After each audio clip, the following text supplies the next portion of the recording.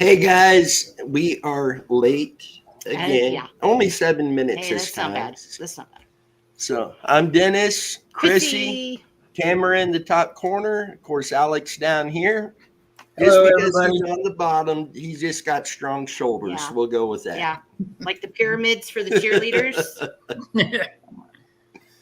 Oh, how is everyone doing this evening? Hanging in there. Waiting for Good these deal. storms that we're supposed to get tomorrow, apparently. I know. I think they're Tamara, are you getting some storms up there where you're at? I thought I saw something was going on. Yeah, I think so. Yeah, they're talking about some storms. I haven't paid attention. I had a conference this weekend. I was really busy, so gotta wait. Haven't seen what tomorrow brings yet, but I've heard some talks about storms. So hopefully, passes by easily. Yeah. Because didn't Nebraska just get hit recently with some bad ones? Yeah, we actually had a tornado that was about I don't know, it was near Fort Calhoun, so it was just a little north of us. So oh goodness. So so we were keeping our eye on it, and thankfully it was far enough away and it wasn't terrible. It did cause some damage, but it wasn't a big terrible storm, at least not like last year. Yeah. Right. Yeah. Well, I know that there was an actual, I was watching one of the other, the storm people, the chasers. I was watching them early this morning, and they were basically like, we've had some storms this year, but Kansas has really lucked out on anything nasty. I mean, we really haven't had any nasty storms. I mean, I think we've only had one or two light thunderstorms. I mean, Now you just jinxed us, right? Yeah. Just knock on some wood. Nice. It's all good. Knock on Knock wood. on wood Alex. for you. Tamara, happy thoughts, right? Happy thoughts. Yeah, exactly. Plan for the best. Hope for the best. I remember. Oh, go ahead. When the last storm went through, there's a YouTuber my husband found called Max Velocity. Yeah. And he's amazing. And we actually saw the tornado as it was forming on his video for the one that was north of us. It was amazing. Yeah. The only thing that catches me off about Max Velocity is I usually watch him when I first get up in the morning, and if I eat breakfast at home, I'll watch his weather forecast. But he always would start off, and right over Kansas, it looks like the world is coming to an end, full of storms, reds and blues on radar. And I go outside, and it's perfectly sunny. There's nothing on our personal radar when you pull it up on your phone. So I'm not sure if he just does that just to suck people in to get them to watch or exactly what. But there's lots of times his stuff, there's nothing there, and I don't know why. Yeah. See, that's what he's doing. It works. Yeah, it was. We watched him actually as it was the storms before that went through Kentucky and Tennessee and all that area. We actually have I have a friend in Paducah, Kentucky, and actually a friend in Iowa too. And I texted him, before, it's like, oh, by the way, to go somewhere safe. And they were glad to hear it. And it hit around when he said it would. So I don't know. I mean, I've only watched him a couple times, but so far it's been pretty accurate. So yeah. Well, now, like I said, you've jinxed us, Alex. So thank you. I'm sorry. We'll probably get nailed tomorrow. Yes. I'll end up having somebody's furniture and swimming pool in my yard. Yeah, right. Hopefully it's not a trampoline. Yeah. Trampoline. Oh my goodness. Yeah. Let's see. So Melissa and Mac, Aaron, Dow, Byron. Hope you guys are doing good. And Byron, it's good to see you back on here again. And Dow, it's been a while. Glad to see you tonight. Hope you're doing well. Yeah, glad to see everybody. Yeah, welcome all. We have an actual crowd. So, and tonight our topic is the Randy Leach case. And Jen. Hi, Jen. How you doing, Jen? Oh, she's driving. Be careful, please. And there's Catfish. Oh, there's Bobby. Oh, so Lord. Tonight the topic is Randy Leach, but before we get into that, Chrissy wants to share some updates in a case that she has been working on. So we'll let you go ahead and. I know if you watched the other day, we did a kind of a trial run where I did my own case, and it was about Richard Dean Jones. He's a veteran that went missing.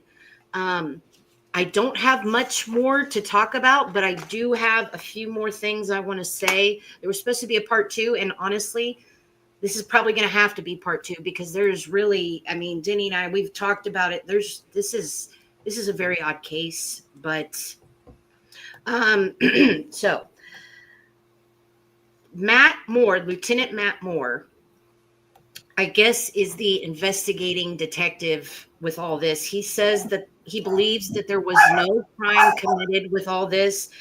They're very limited on what they can do, obviously, for that reason. But he did say something that kind of bothered me a little bit, and it may just be me overthinking it. But when you sit there and say it's not a crime to go missing, that just didn't sit right with me.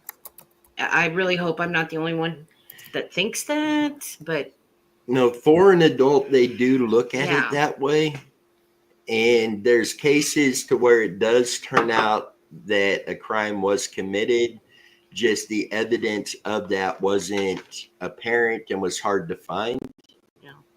So, for an adult to go missing without any signs of abduction or something like that, it hinders the investigation. I think it just, for what we do in all this, it just kind of rubbed me the wrong way a little bit, but I understand. Okay, now Richard Jones made some bank transactions in House Springs near the end of March of 2022. He was actually spotted at an ATM at the BP gas station near Highway 30 and Highway Y. And then go ahead. I'll let you finish. I'm sorry. You're okay. The Dollar General video that they said they were able to catch him on wasn't obtained until June or July of 2022. Unfortunately, by the time they were given that footage, it had been written over. So unfortunately, they don't know if that was him on the video or not, after all. Let's see. That's what I was going to say. Was there any type of camera footage from the ATM or anything else surrounding buildings, to verify if it really was him or not? Right. Now the ATM was verified by video, wasn't it?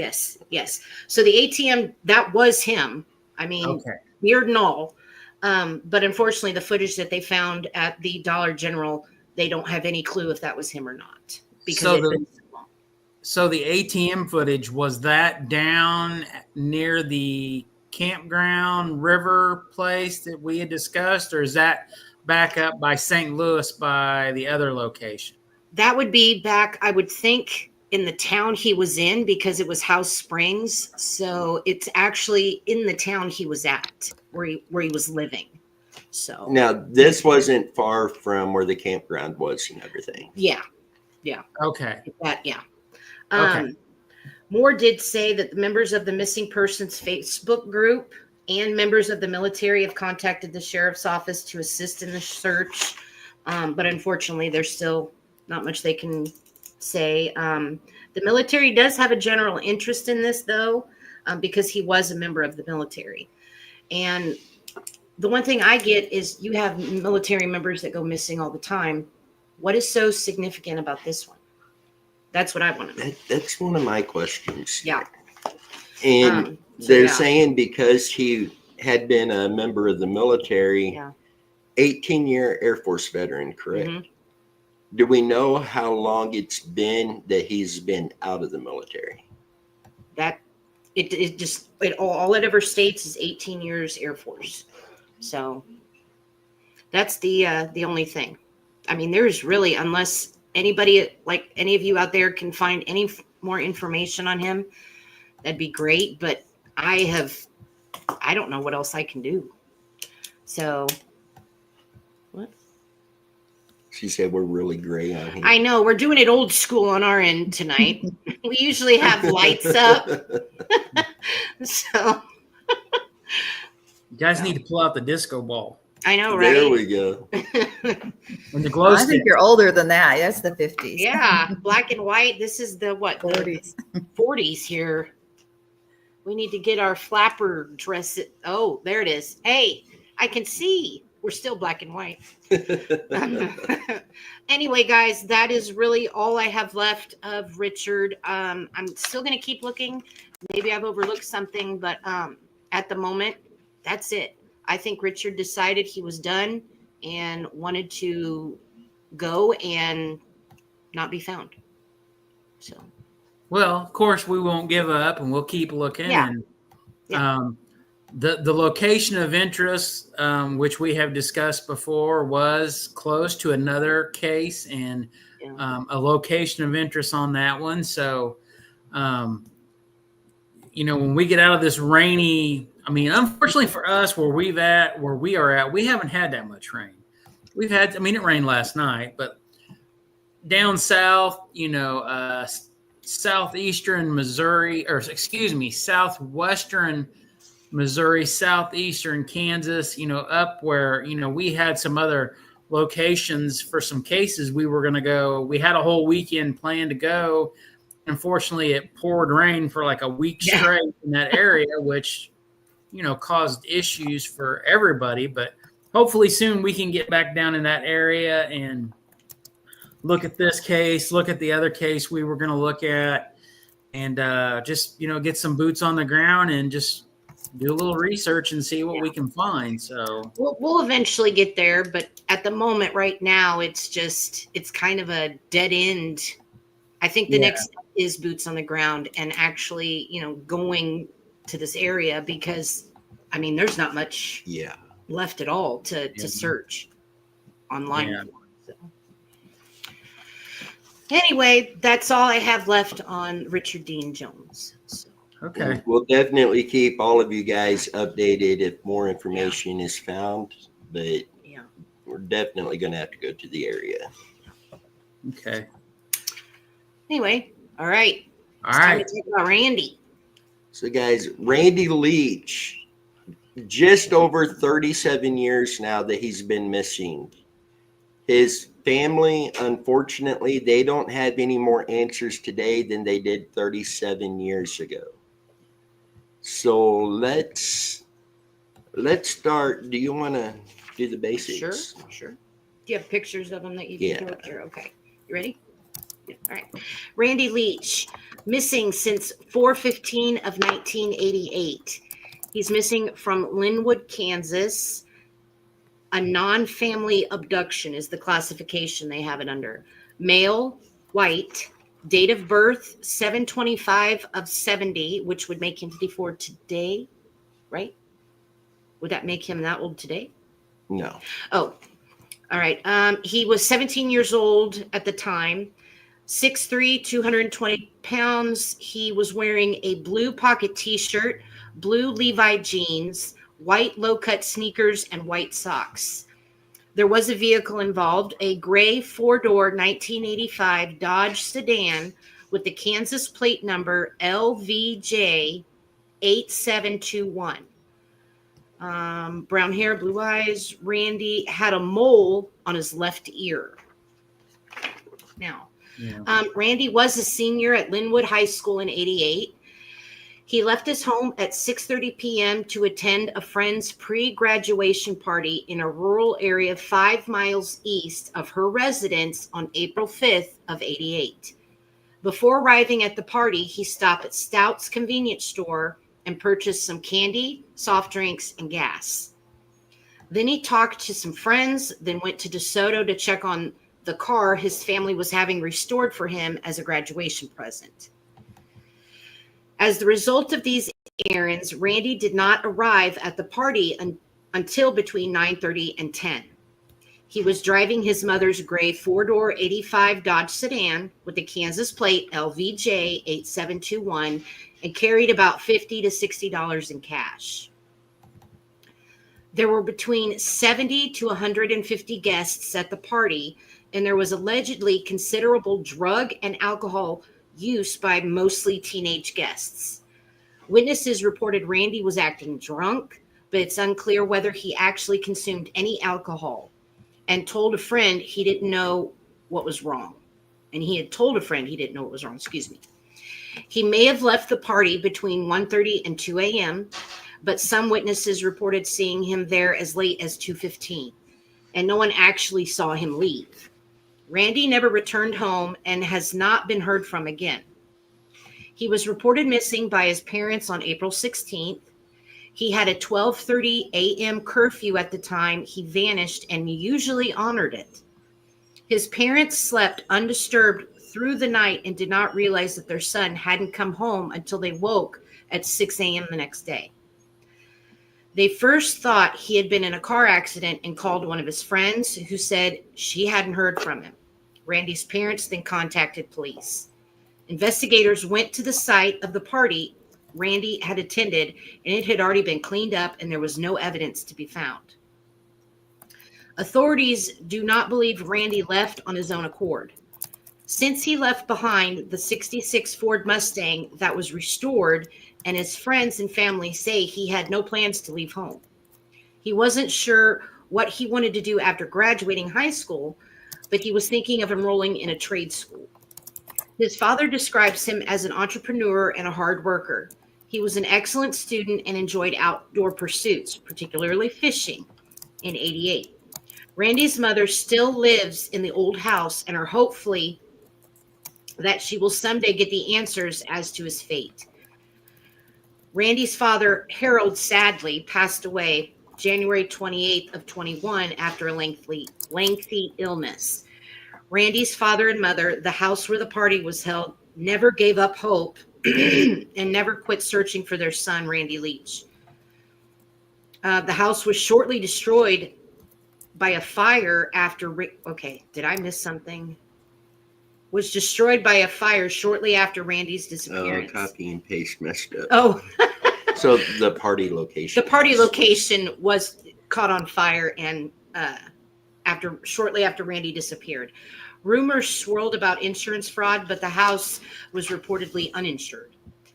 Rumors also swirled that it was possibly purposely burned to hide evidence. The fact that law enforcement and Randy's parents searched the house and property, it doesn't make sense that it was burned to hide evidence. The pond located on the property where the party took place was not only searched, but it wasn't even there till several years after the party took place. More rumors circulated that Randy was abducted and killed by a satanic cult that was supposedly active in the Linwood area. Later in '88, a man told police that he had been kidnapped by the cult and held in a cave for 2 weeks and had seen a corpse there that might have been Randy's. Though there is controversy about the following and reports showing a heated exchange between two counties, Leavenworth Sheriff's Department say they searched the cave and found no indication that a crime had been committed there. They decided that the man had hallucinated the experiences. There were 3 individuals who were arrested on charges of kidnapping and murder, but they were released without charges several days later, and investigators admitted they had been mistaken about the men's involvement in Randy's case.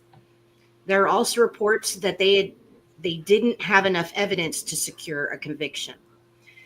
An adult acquaintance of Randy's, one of the last people to see him, found a severed foot on the banks of the Kansas River in March of 1989. The foot was not Randy's. Randy's parents say the man drove past their house going about 10 miles per hour in a 55-mile-an-hour zone on the morning they discovered Randy's disappearance. Do you want me to say that name? Yeah. The adult acquaintance, by the way, was Stephen. What's his last name? I keep saying Daltrey, but Doherty. Yeah, Steve Doherty. Okay, let me see here. The individual has since died, and it is not known if he had anything to do with Randy's disappearance. Several other people who attended the party that night are also deceased. Some reports state that Randy left the party at 6:30.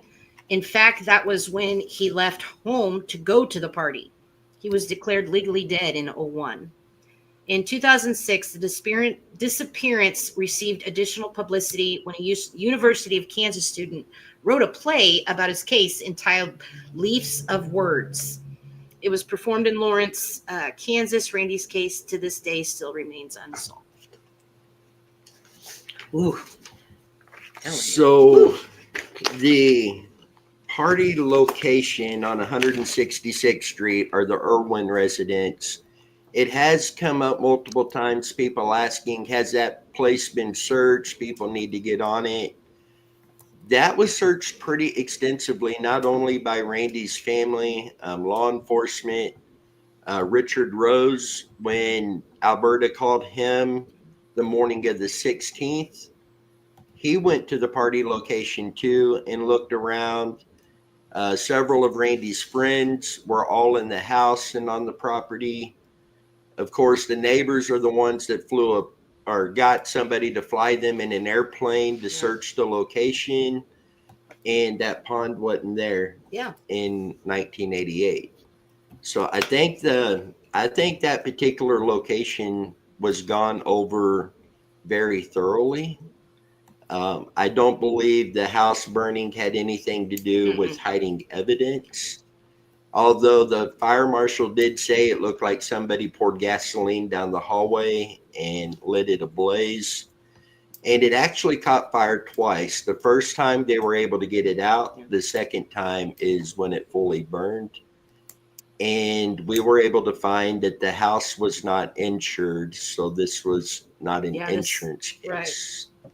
Yeah, if I remember right, the Irwins, if I remember right, and I could be wrong, I will say that I could be wrong, but it seems like through my conversations with other people that the Irwins had left and had stopped making payments on the house, and they were letting it foreclose. And at some point, the insurance had lapsed, and that's when supposedly sometime after that, that's when the house was burned. I don't think it was fraud on the Irwins' part, because why would they screw up? They already had a situation that was ending with a foreclosure. I would think the last thing they would do would be to go in and burn the house when there's no insurance on it, trying to make an insurance claim to save the foreclosure, when if they knew they stopped making payments on their house, eventually at some point the insurance was probably going to lapse if somebody wasn't doing something. I don't think they're the ones that did it. I could be wrong, but to logically make sense of it, I don't think they would have done that. Right. You know, we've had a lot of discussions about the Irwin house, you know, and one of my good friends is the one who lived next door. You know, him and I have had many, many discussions. He is the one with his father that went up in the plane and looked for Randy the following days, you know.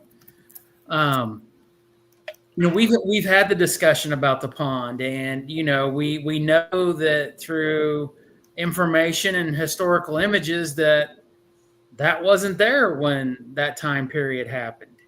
And that's where I feel that a lot of people who look at Randy Leach's case, they automatically, and I've voiced my opinions on this, and this is my opinion, but so many people jump so quick to do, well, what, haven't you looked here? Haven't you done this? Haven't you done that? And the amount of misinformation that's put out on social media, whether it's Facebook, YouTube, whatever, TikTok, people don't do their research before they open their mouths. And I know for the most part, you know, not everybody does. They grab it, whatever, you know, and just even a few months ago, there was people posting on there, well, has people checked the property where the party was at? And it's like, oh, wow, you're the first person to think of this in 30 some years. Let's go. Why didn't we think of that 30 years ago? You know? So, you know, but the Irwin house, there's been so many things that have been discussed about it. I mean, we've heard stories about, you know, let's discuss the whole party being cleaned up. Why did the party get cleaned up by the next morning? Well, it's because the Irwin father was supposedly getting out of jail the next morning or whatever. And that was the whole thing is, yeah, you kids can have a party, but it's got to be spotless by the time we go pick him up. You know, we had heard that, you know, something had happened to Randy and that the dad did concrete work on the side, and supposedly he was buried in the basement, that they had cut up a chunk of the basement floor and buried Randy there and poured the concrete back because his dad knew how to do concrete. You know, there's so many rumors and stuff that revolves around the Irwin's house that, you know, at this point, it's still just theories and rumors and accusations because nobody has found Randy to this day. There's no leads to anything, you know, besides what I just said. So, you know, the Irwin residence is definitely a subject to be discussed when it comes to Randy's case, but I think we can only lead a horse to water so many times, and that's all you're going to get. You know, it is what it is. So. Yeah, if that property had answers on it, I think they would be found as many people that have been there.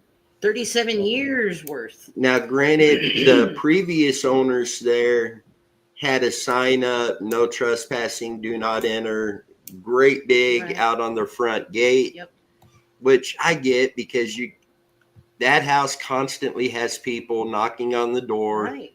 You know, has this place been searched? We need to get on and search this. And basically, it sounds like they just got tired of that. Yeah. I don't know if the new owners, because it was up for sale a couple years ago. So I don't know if they have sold it and if the new owners have the sign up still. Jen says there's no evidence at all other than eyewitnesses placing him at the party. Yes. And that's another thing that always kind of struck me because, you know, so many people seen him at the party that without a doubt he was there, but nobody has reported seeing him leave. Somebody, I swear, somebody had to. My goodness. Yeah. And another thing that we've discussed is Randy was pretty good about being at home on time on his curfew. Oh, yeah. It's been made aware. People have discussed it. I think the Leaches one time had said stuff that, hey, you know, if Randy was going to be late, Randy found a way to call home. But for the most part, Randy was always at home by midnight. And you know what was the mileage distance from the party location to Randy's home? Was it? And since we have Jen on here, I'm sure if you can't pull it up, Jen can, because I'm sure Jen has researched it and she knows exactly what the mileage is. Hold on, Denny's getting But let's just say he's getting his box of information out here. Hi, Lacey. But when you look at the bigger picture, is it whether Randy was intoxicated, high, not anything, just normal, I'm pretty sure he would have known that he had to be home by midnight, or he was going to be in trouble. So, you know, I've always said in my mind that whatever happened to Randy, I would believe probably happened between 11:30 and midnight. Right. Because if it only took him 8 to 10 minutes to drive home, 15 minutes max to drive home, even if he was intoxicated and had to go the back way, I think he could still get home within 15 minutes. So that was always my mind thought of the party. This is when he had to leave. So all these people that made comments that they saw him at 2 o'clock, 1:30, I kind of have a hard time thinking that is a possibility because he knew he had to be home, and not once has there ever been a document or anything that's ever come up and Harold or Alberta said, well, yes, Randy called us at 11:30 and said that he was going to be late. There was nothing ever discussed. Nothing has ever been brought up like that tells us he had a pass to be late. Right. So was the Leaches already in bed by midnight? I mean, that's something we got to think about because I can't confirm if they were or not. I have had people say that they were playing cards with some friends that evening, but I don't know anything about time frames, and I have not been able to confirm, what they were doing that evening. Now, Jen just said they most likely knew. Hold on, okay. Most likely knew he was there because they interacted with him at some point. Likely nobody interacted with him on the departure. That happens a lot. I mean, that would be pretty normal. And then, I know one of the people that saw him there that was sitting in the lawn chairs. We've heard that story, that group of people. So there is people that say, yes, we did see him there. Besides the one lady, which I'm not going to mention her name at this point, but because she's not on good terms with me because I upset her by saying something. But anyways, the simple fact is yes, there was other people that did see him there that night. And that, of course, there's reports that they have, stated that. But I think like Jen said, and like, the other stuff is I don't think there's anybody that says, well, yeah, I saw him pull out the driveway in the car, or I saw some guy or some woman driving the car and they left the driveway. He literally was gone from the location. I mean, how many other people did see other people leave? I mean, there had to have been people leaving off and on all night. A party like that, when it's a bunch of teenagers, there's going to be people in and out throughout the whole thing. Yeah. So you're not going to be going, okay, who's that leaving right now? Who is that? I mean, that's So if there's drinking going on too, that right? Might not remember. Yeah. And then Aaron said, did Randy wear a watch? I don't think so. He didn't have one. Well, I think we've had that discussion in the past because I think at one time somebody brought up the watch and then somebody else brought up which wrist he wore it on, which side. And I think there was some pictures floating around or something where somebody had seen a watch on his arm or something. So I know we have discussed that has been brought up before about the watch. So, Aaron, do you mind going into further details why you're asking that question by chance?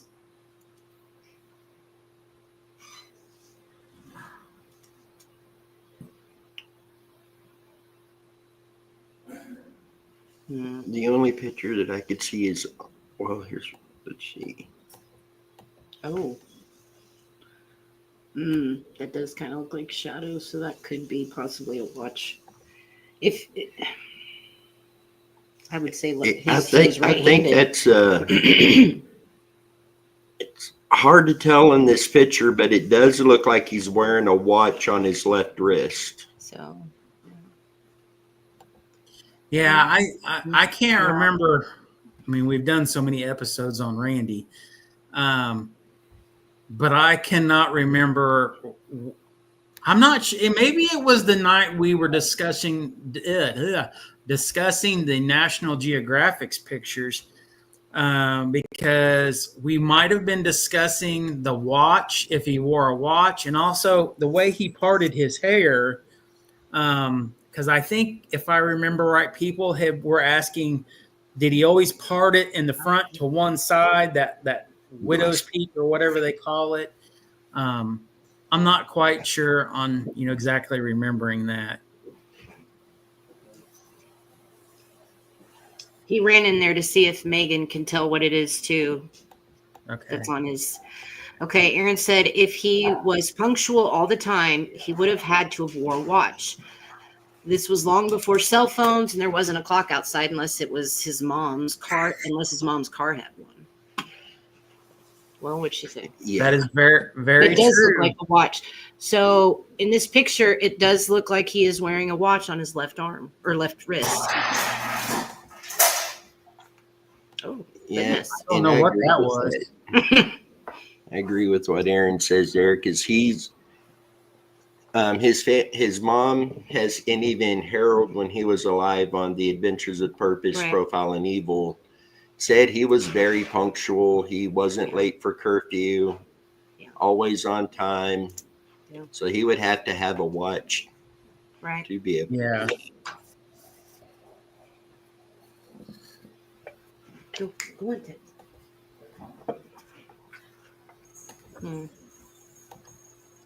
I don't know. I just, all the conversations we've had about stuff, I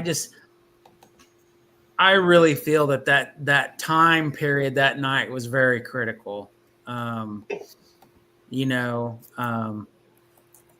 of course, we know very few people had phones of any sort at that time period. I don't even think they came out with the big bag phones yet, did they?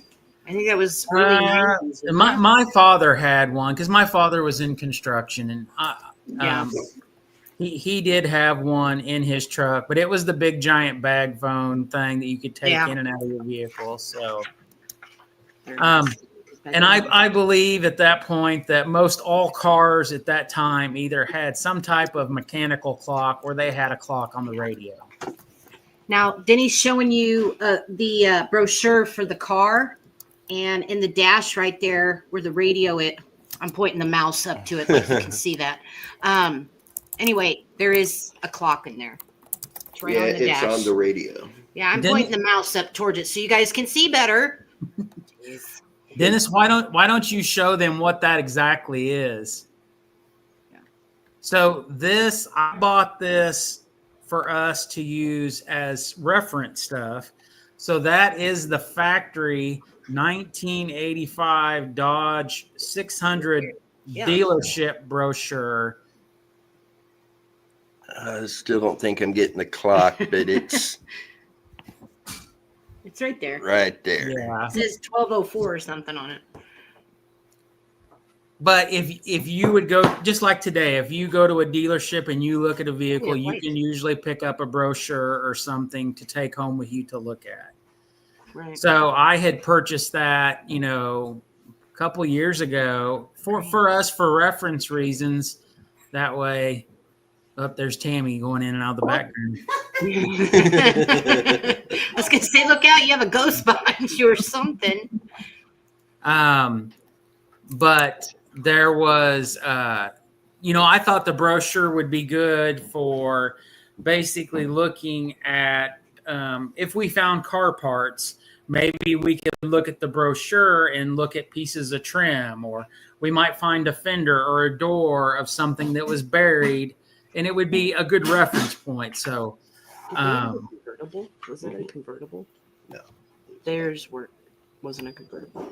No. Okay. And something else to go off of is I believe through our research and talking to other people that they had mentioned that Randy's mother's car was the darker of the gray colors. So the car that was actually in the video that you guys saw, that is the car model, but it's not the right color. Right.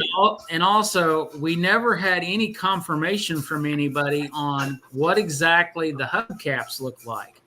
Were they wire hubcaps? Because Dodge offered many different kinds of hubcaps at that time on those cars. So unfortunately, we do not have a picture of the actual car. I mean, the car that they owned, that Randy was driving, we do not have a picture of it.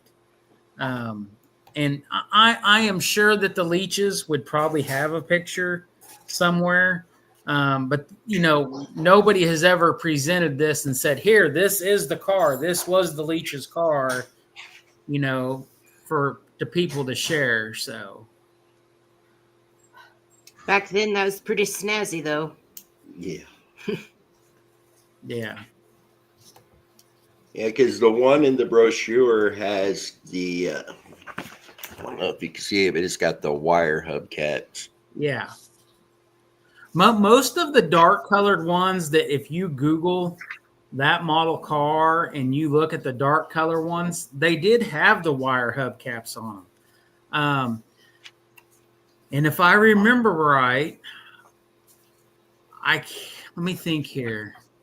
I think at one time we looked up the VIN number and their car was the turbo model. It did have the turbocharger, which I think was a 4-cylinder with the turbo.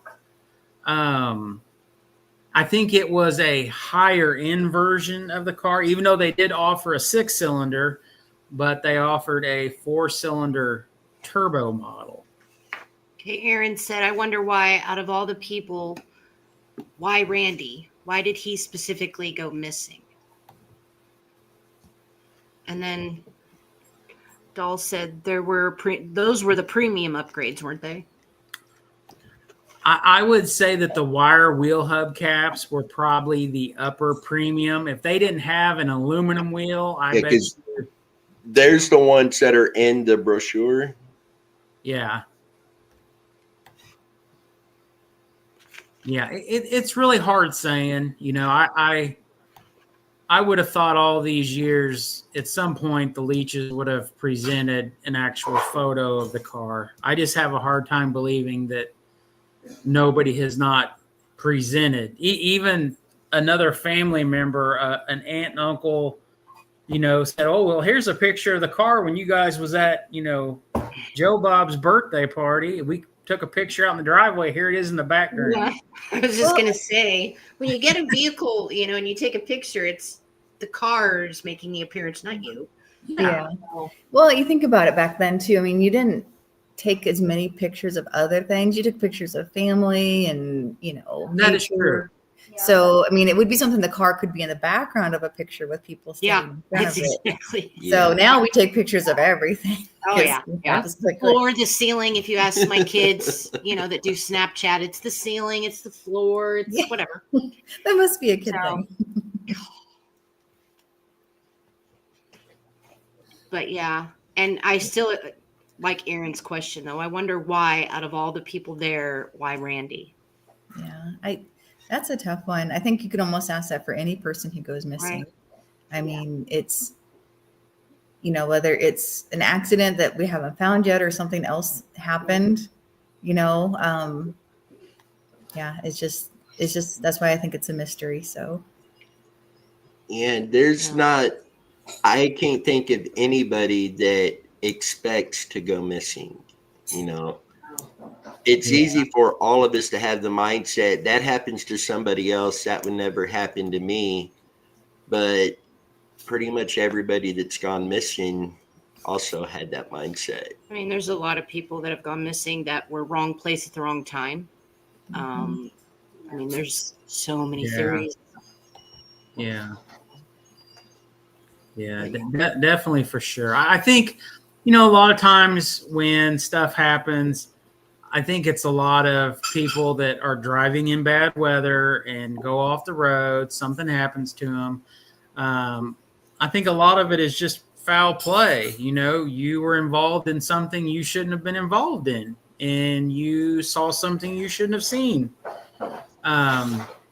You know, I think those are probably the most leading things. And then, of course, there is people who have had enough and want to be done in life, and they go out how they want to go out.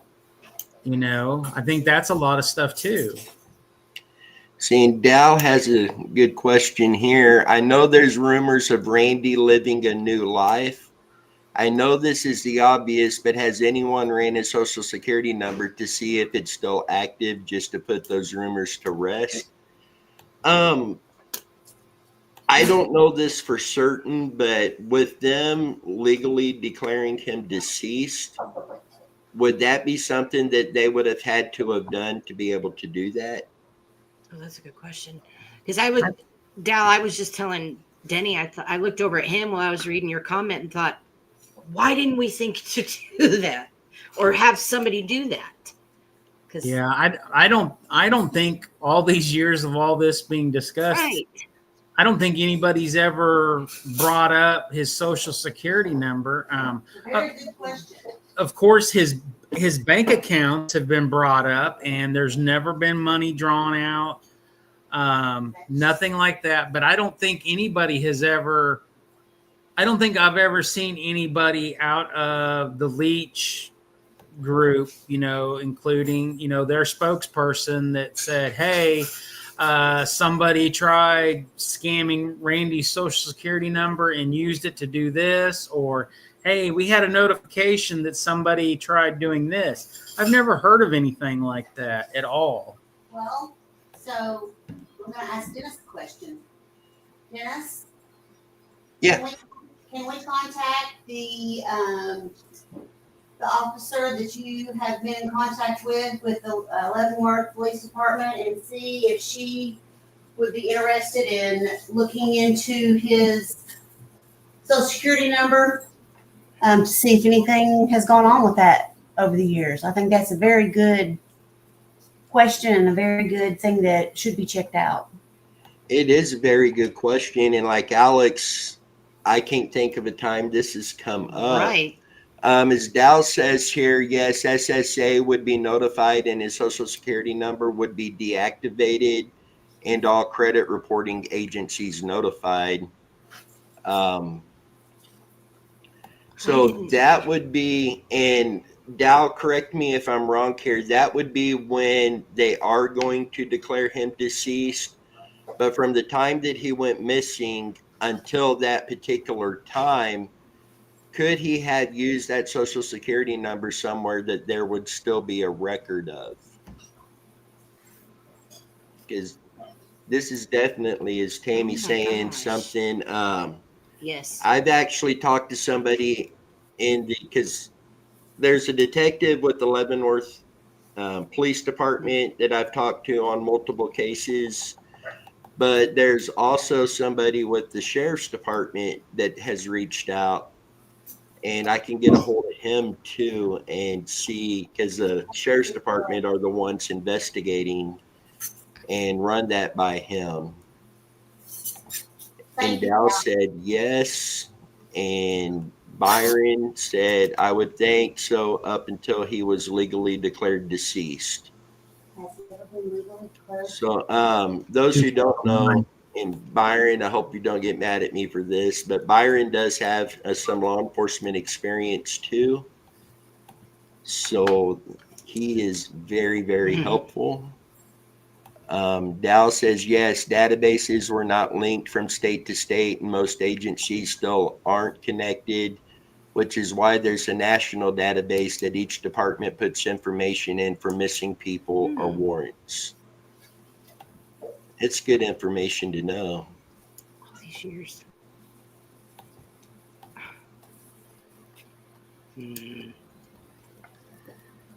Dow, I got to say, you're bringing some very good stuff to the table tonight. My goodness. We're glad he's here tonight. Yeah.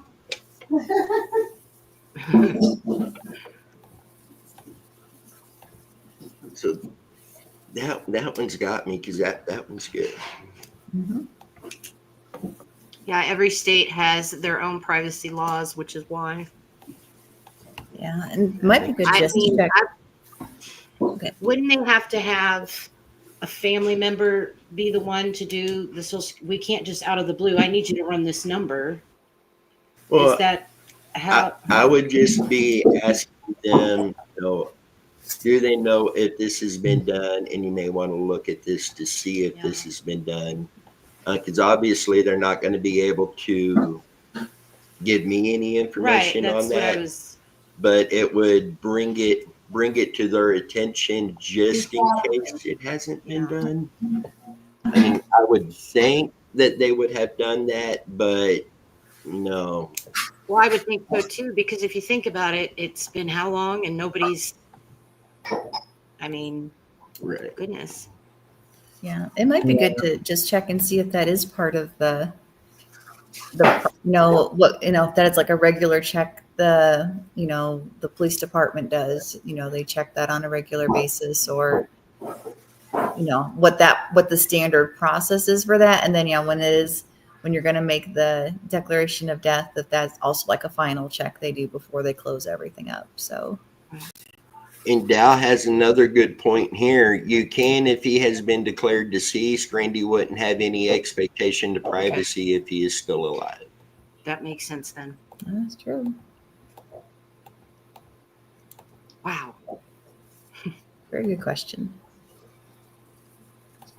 Yeah. Very good.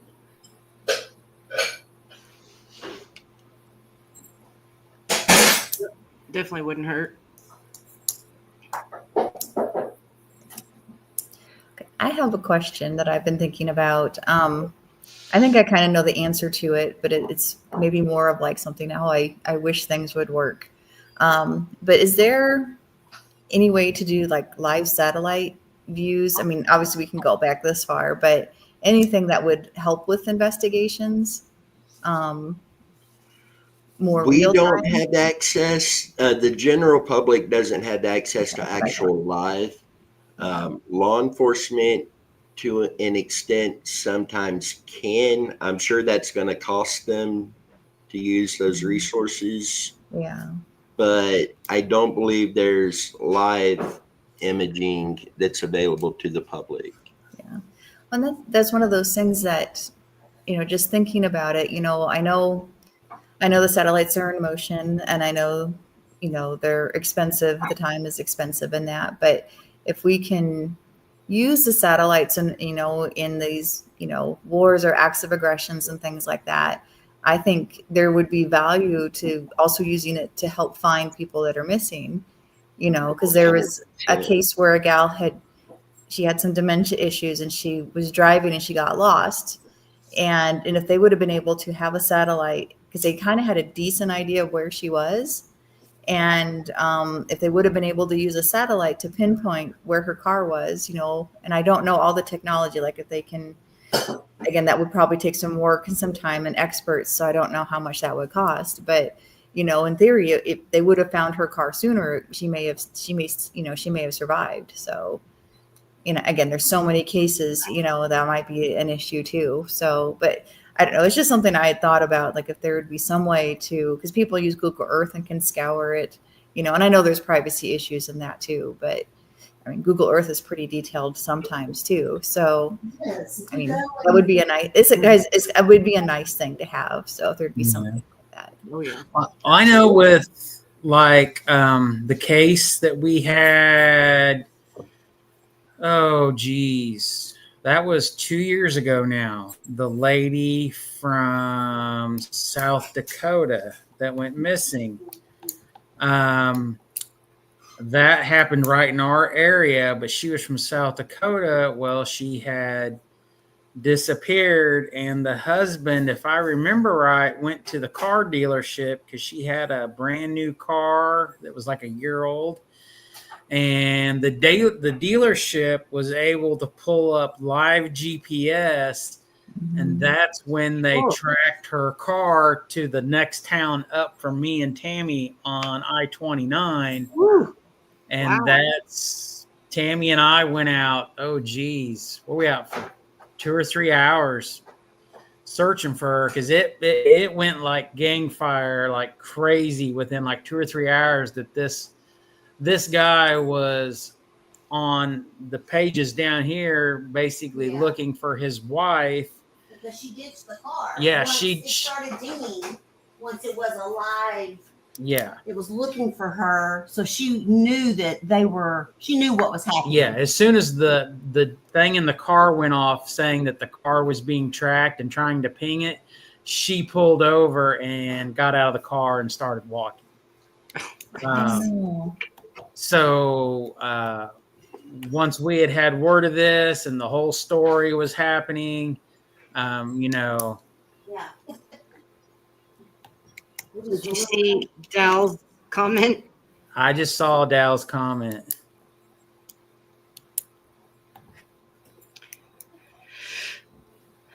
Dal's comment is, Alex, this is a game changer for you. I actually have a photo of Randy's car. Oh, wow. Oh my gosh. But going back, it says now it's considered more like genealogical research or ancestry you use to be able to look up Social Security information, which was linked to a SSA to interview or to view your records. So, and then, yeah, because after Randy was missing, if he had got a job, SSA might have activity that, yep. So, show credit report. Hey, Dennis, can you pause the show? Why? Because Uh, can you put us on a TV commercial? let's see here. Dale? Oh. Okay. Okay.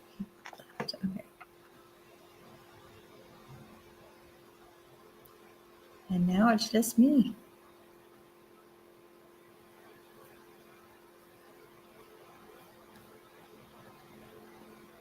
Okay. There we go. Are we We're okay back now or again. no? No, we're still live. Okay.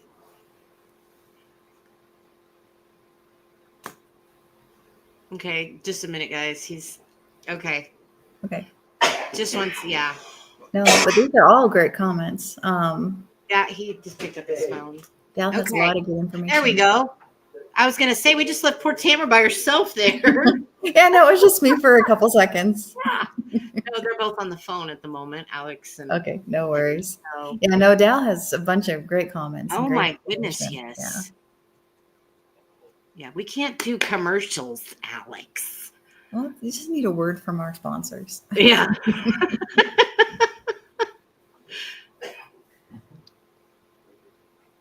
But yeah, that satellite, you know how much that would come in handy for so many other things. Yeah, yeah. Like I said, I know the logistics and the cost and everything might not be there. And it might be kind of idealistic. But I think like that one case that I saw, it was just recently. And literally they found her car. They had searched and it had gotten cold overnight. Yeah. And they found her car and it was like midnight, 1 a.m., something like that. And she had left her car. Yeah. Unfortunately, and then started walking, and then it snowed. Oh, And yeah, it was so sad. They found her that morning, and then literally if they would have just found the car, a few hours earlier, it's just. yeah. Because Mac just said Tamara can run the show. Now I'm the new person. I get to use my new card Right, for a while. right. Did anyone ever run a DNA test to see if he was a John Doe? That's a good idea because between good John idea. Doe's and even Ancestry, like the police are using like Ancestry and 23andMe too. Yeah. Well, that's like the 23andMe. Megan and I, we just found out a while back that we're Italian. We never grew up Italian. So it's kind of like, what? So. Yeah, no, that'd be interesting, to see if there's anything like that. I don't know. That would be a good question for the private detective, just to see if that had been done, if there had been any attempts. 'Cause I've seen cases, you have different shows where they'll show cases that are solved by that. So. Yeah. Oh yeah. Okay. Are we good? We are good. Okay. And we are back. We were just having a little discussion. My pizza was ready. I figured. Yeah. This question right here, real quick. DNA is on file. Okay. Alberta did submit DNA, so they would have DNA on file to match. Okay. Randy. Okay. And Chrissy and I were talking about like if they ever did, like a test comparison to like 23andMe or Ancestry. Because, like, let's say he did, again, just an idea or a possibility is if he did go on to a new life, had wife, had kids, maybe his kids' DNA would pop up and he'd be able to track him that way. That's true too. I mean, that's a big what if, but. And that's what Carl just said. Running his DNA would see if he left on his own or changed his name, started a family. So. See, and that's something you brought up, Alex, when it comes to like Jeremy Coots. Yes, I had thought that, any case, we got so many cases, but what if, one of these cases where we could talk to the parents to see if they had some hair or their DNA, because perfect example is Jeremy Coots. He was the young boy that went missing in Atchison, Kansas back in the late 70s. We had discussed what if we had the mom do the DNA or his biological brothers? Sorry, I had to itch my leg. What if we was able to get them to do a DNA like on Ancestry.com and it would show a hit towards a brother, or any case, a brother, a sister, a mother, a father that was a hit, and then one thing leads to another. I've always wondered, well, why can't we do that? Why can't we get some of these families to do that? But Randy's case would be a good case. His mother's name was Alberta. Because Dal just said his mom could do it and post it on Ancestry and see if anyone else ever does. That way, if something does happen and she's gone, they've got her DNA. Yeah. See, and Byron has a good point too. If he had changed his name, he possibly could have applied for a new Social Security number. Kind of along those lines, what if he attempted all of that, or not just Randy, but anybody, assume a new identity and have like a fake identity, fake number, and try to build a life on that, then it would be harder to get a record of that, I would think. Yeah. But if there would be, I think so too. That would be, and I think that's why you do it. It'd be very difficult to trace. But the DNA, like you said, if he had kids and they happened to be on Ancestry.com or anything like that, then that would be a direct link. But again, that's assuming that situation too. So. Yeah. And Randy was an only child also. Okay. Yes. Now, Randy did have cousins. He had multiple cousins between multiple aunts and uncles. I believe the Leach family is pretty big, spread far and wide. So, multiple states for sure. Yeah. So I and I'll be honest, I've never looked on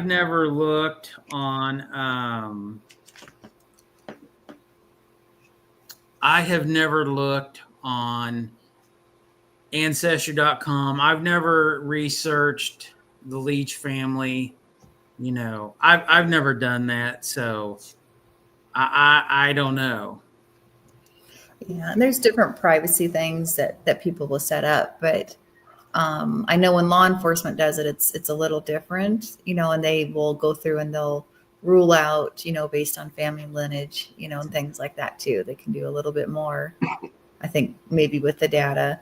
And then, I've heard stories, where people find out they have a half brother or half sister. That I've actually had that to two of my family members where they, surprise, you have a half brother or sister that came up as a DNA match. So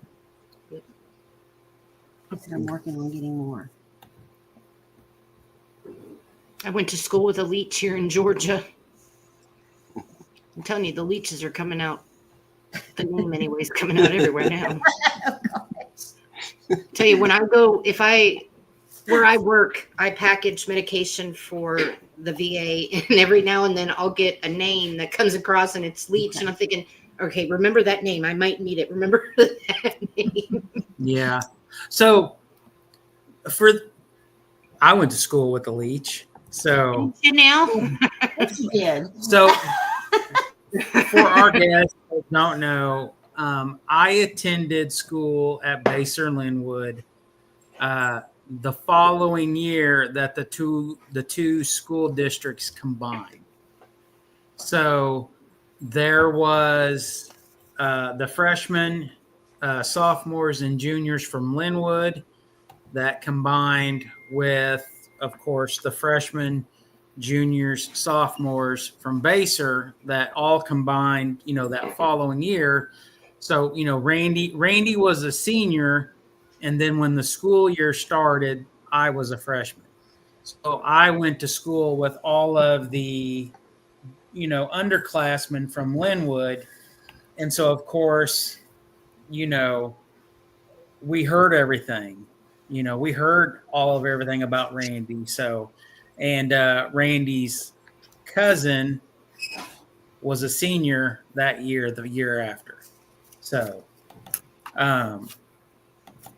yeah, the Leach name is not a super rare name,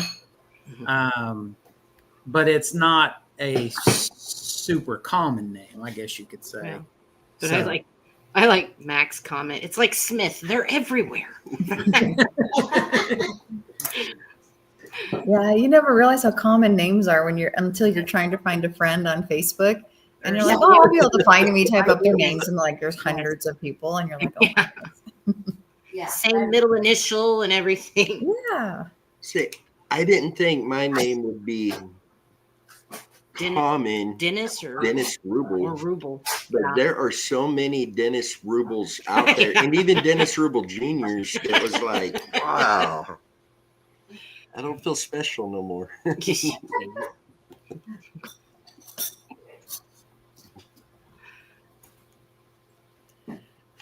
So we have actually searched multiple locations for Randy. And that included the very first search we did. Megan and I traveled to all the small bridges over the creeks in the area.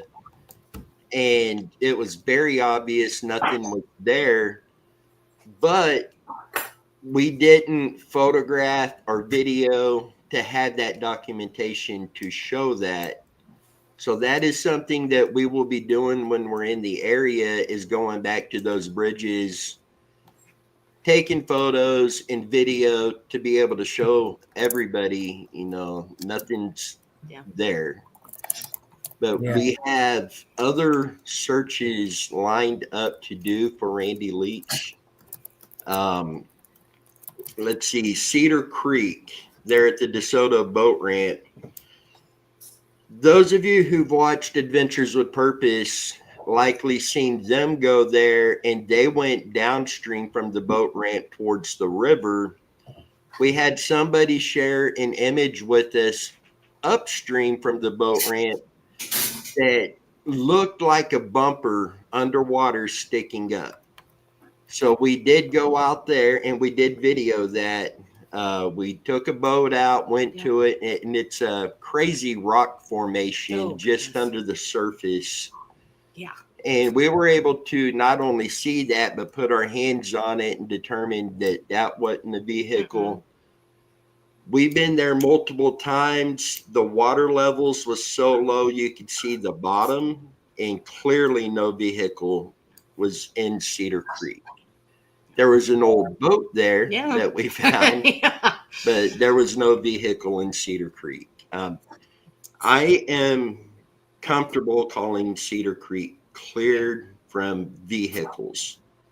Any other evidence we can't clear? This is also the same area that the 3 burlap bags body parts had been recovered from. So I think it probably needs another in-depth look at, but definitely not for a vehicle. Yeah. We had been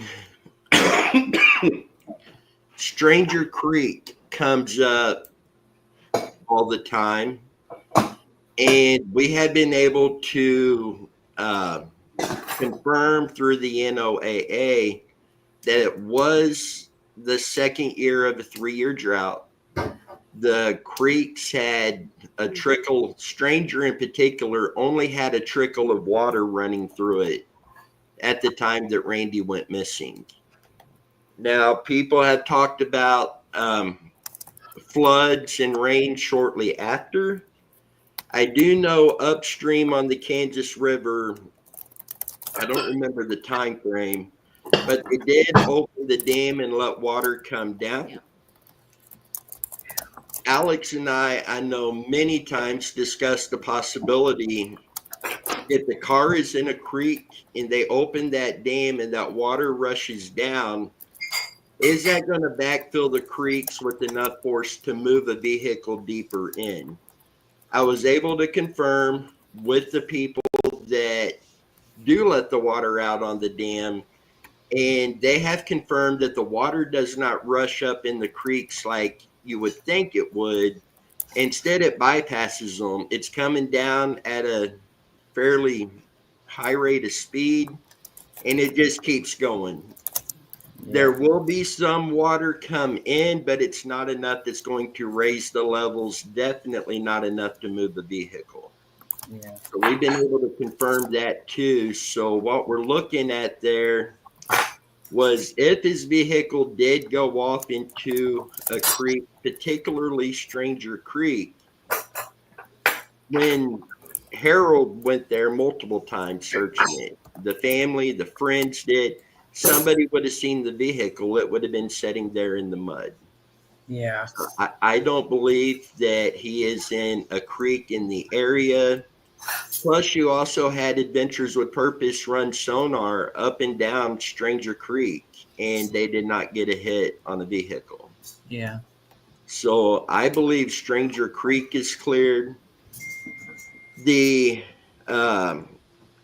Kansas Fish and Game had boats out on the Kansas River searching for Randy shortly after he went missing. They had a really rough time getting their boat up and down the river due to it being so shallow. And the Kansas River, the deeper part is toward the center. So if it's shallow enough, they're barely getting through, that's going to leave a wide area along the river that car is going to hit before going into the water.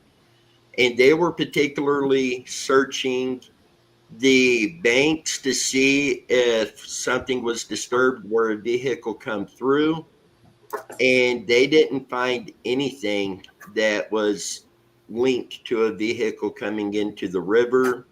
Of course, you had the guy in the airplane, the people in the airplane flying over.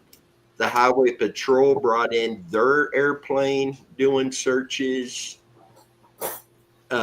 Adventures with Purpose has been on the river. Other people have been on the Kansas River, and they have not found the vehicle. Yeah. The bottom of the river constantly changes. You may have a 20-foot hole there today. 4 or 5 months from now, that hole may be completely gone and it be level. A few months from there, you may have the 20-foot hole again. But for it to change, you got to have the water current moving to change it. So in the middle of a drought with no rain, hasn't been any significant rain, it's hard to believe there's a current running through there that's going to bury a vehicle and keep it buried. Yeah. So while I will not roll the Kansas River out by any means, I think it's very unlikely that's where he is. We had the KBI special agent, Dennis something or other. He done an interview for, I believe it was the Kansas City Times or Kansas City Star, to where he said this is 10 years after Randy went missing. He said that he believes Randy drove off into Stranger Creek, washed out to the river, and could be in St. Louis by now. That one actually ticked me off. Yeah. You're an investigator who investigated the case. You're going to know there was no water in that creek to start with. Why are you going to come out and say that now? You know, Yeah. Be it 10 years later, did he not remember the facts? Did he not have them in front of him and just honestly misspoke? That is possible, but he was very detailed in what he said. So that one still rubs me wrong. I know a couple of years ago I done a live where I fully discussed what he said in that live feed and put out the invite. You know, if he sees this, please contact me. I would like to talk to you about that because I would like to hear from him where he come up with that 10 years later when that wasn't what they were looking at in 1988. Yeah. Hey, real quick. So we had Erin's question, and she said the Doe Network states that Randy's case was reclassified from a missing persons case to a homicide in 2002. I think we discussed this last year. I think we did a show on it because this was brought to our attention. And then when I believe, Dennis, you said that you had reached out and talked to our connection with Leavenworth County PD, and they said that that is not the case. Right. They said he's still classified a missing person. Okay. Because he's still on KBI as a missing person. Right. So on, the Kansas Bureau of Investigation's website. So I'm not sure if that was just a mistake on the Doe Network. Of course, we haven't checked the Doe Network anytime soon or recently to verify this, but we did verify it, with local law enforcement that it is still a missing persons case. So.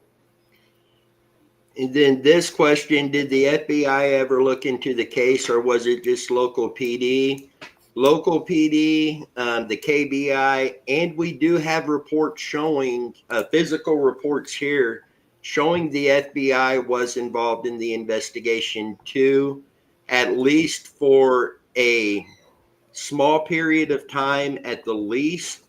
I know a lot of people said the FBI wouldn't do anything. It had no involvement in it, but we do have documentation showing that they were involved in the investigation, at least at some point. And where exactly was Lee's property? My understanding it was near the location of the party. Yes, it was on the same road as the party, 166th Street, but it was north of the party, and I believe it's on the west side of the road. I think it's half a mile to the north and on the west side of the road. Yes, that's what I was thinking too. Yeah. And if anybody else has any questions, please feel free to ask them, in the chat, and we will try to answer them as best we can, with the knowledge, what we've learned, searches that's been done by Muddy Waters, so on and so forth. We'll try to answer anybody's questions. Now, Lee Ayers' property, that has come up multiple times, especially being it wasn't that far away, and just knowing the people there and everything. There is a pond on that property, but there was also a horse fence down along between the road and the pond. So if a vehicle had went through there, it would have had to have went through that fence, which would have been really noticeable. But to my knowledge, that particular pond was never searched.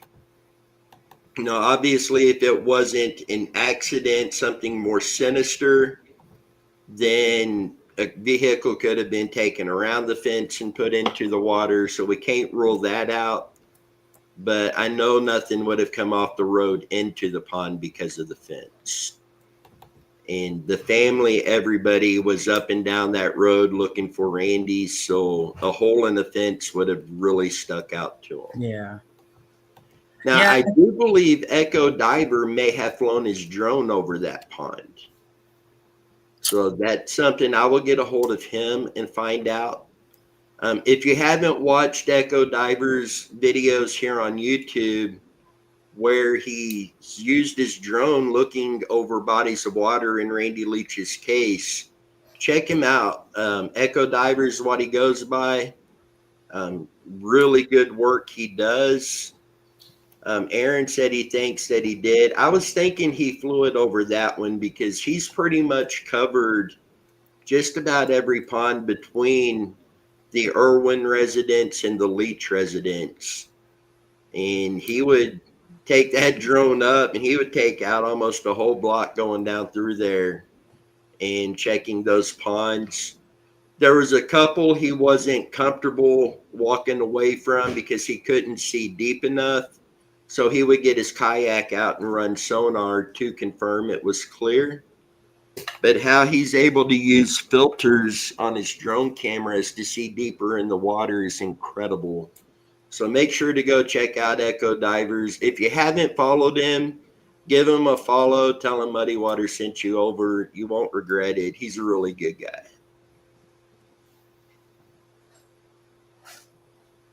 Yeah. Yeah, he's done some incredible work with his drone. And we can say he's a professional drone person. Yes. He does videos for real estate, stuff like that, for videos. So he's pretty good at what he does. So he's also the guy that found Donald Irwin down around Camdenton, Missouri. And I did speak to him about that search. And I mean, he found a needle in a haystack and was able to find him and bring him home. Yeah. Yep. And I never thought about filters on the camera until I seen his videos. And it's like, oh my goodness. Yeah. And I did find a filter set for the camera on my DJI drone.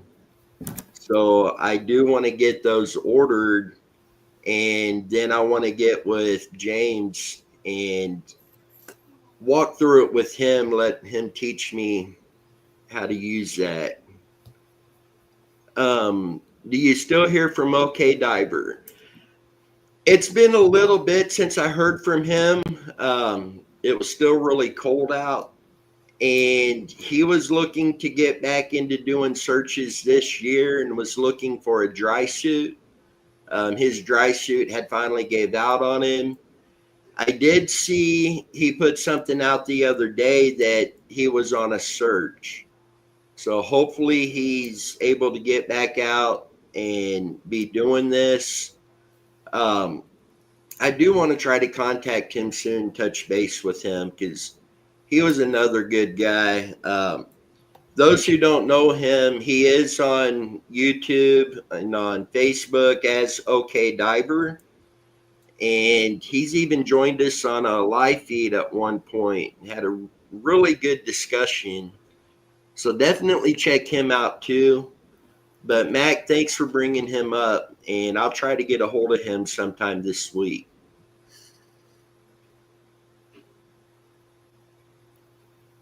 And in fact, we'll be doing the search at Smithville Lake this year.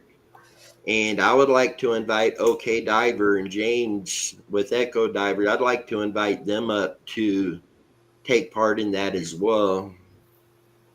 Yeah.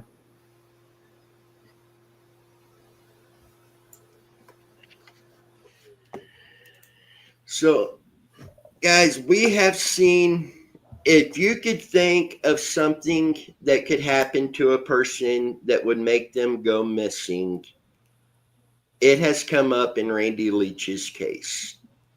So kind of putting you on the spot here.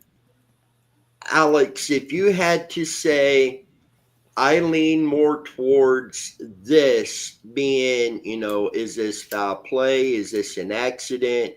Did he leave on his own accord? What would you think on that? Or what would be your thoughts there? So, as long as we've been doing this, in my heart, what I feel is Randy left. And the only reason I go down that path is because of the National Geographics. There is not one other piece of evidence past April 16th of 1988 that shows anything of Randy. Even though there is 10,000 accusations that he was seen from Lawrence to Eudora to Kansas City to here to there, back and forth. I'm sorry, but there is a picture in National Geographics, and on a scale of 1 to 10, it looks like Randy. Now, granted, it doesn't look exactly like Randy. But let's be honest. How many of us look like we did 5-6 years ago?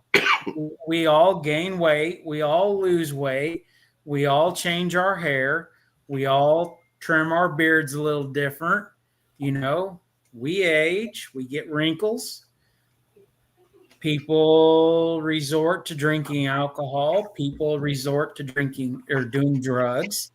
I mean, let's be honest. We've all seen on Facebook or TikTok where it shows 20 people who the day they got arrested the very first time and then the 10th time they got arrested, whether it's 1 year later or 10 years later, and they're all habitual drug users or they've turned into alcoholics. And you can tell it's the same person, but you can also tell they've changed greatly.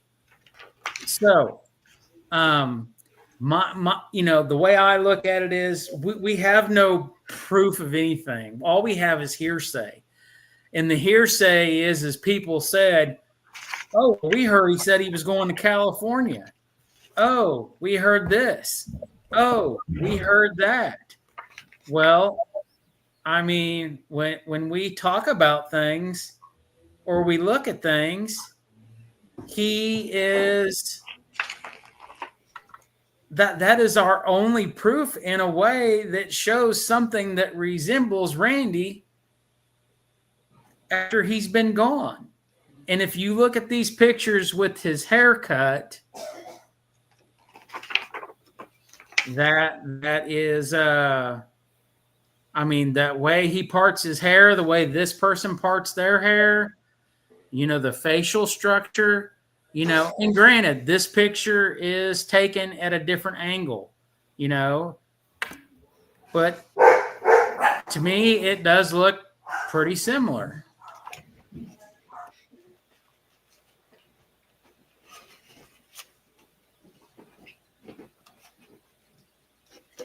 Go back to that picture real quick, one more time.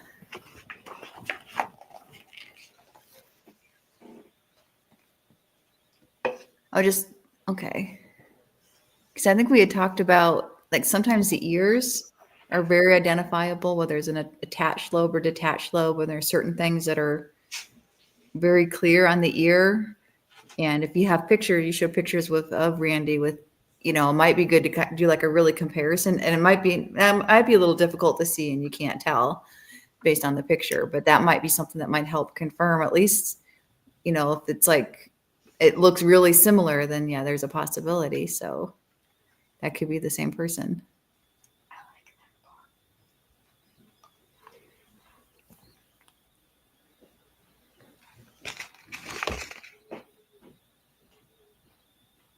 And, just looking at the pictures there and the picture in here with the ear, the top picture on the left, where you could really see that left ear in this photo, I mean, it has the same roundedness and everything there that looks very similar. Granted, looking at a photo on a screen and in a magazine, but Yeah. Yeah, I mean, but if it was really obvious, like if it was a detached lobe, because you can see he had an attached lobe. If it was detached and attached, I mean, you could probably, in theory, if you could see it clearly enough, be able to say, okay, that's a big difference.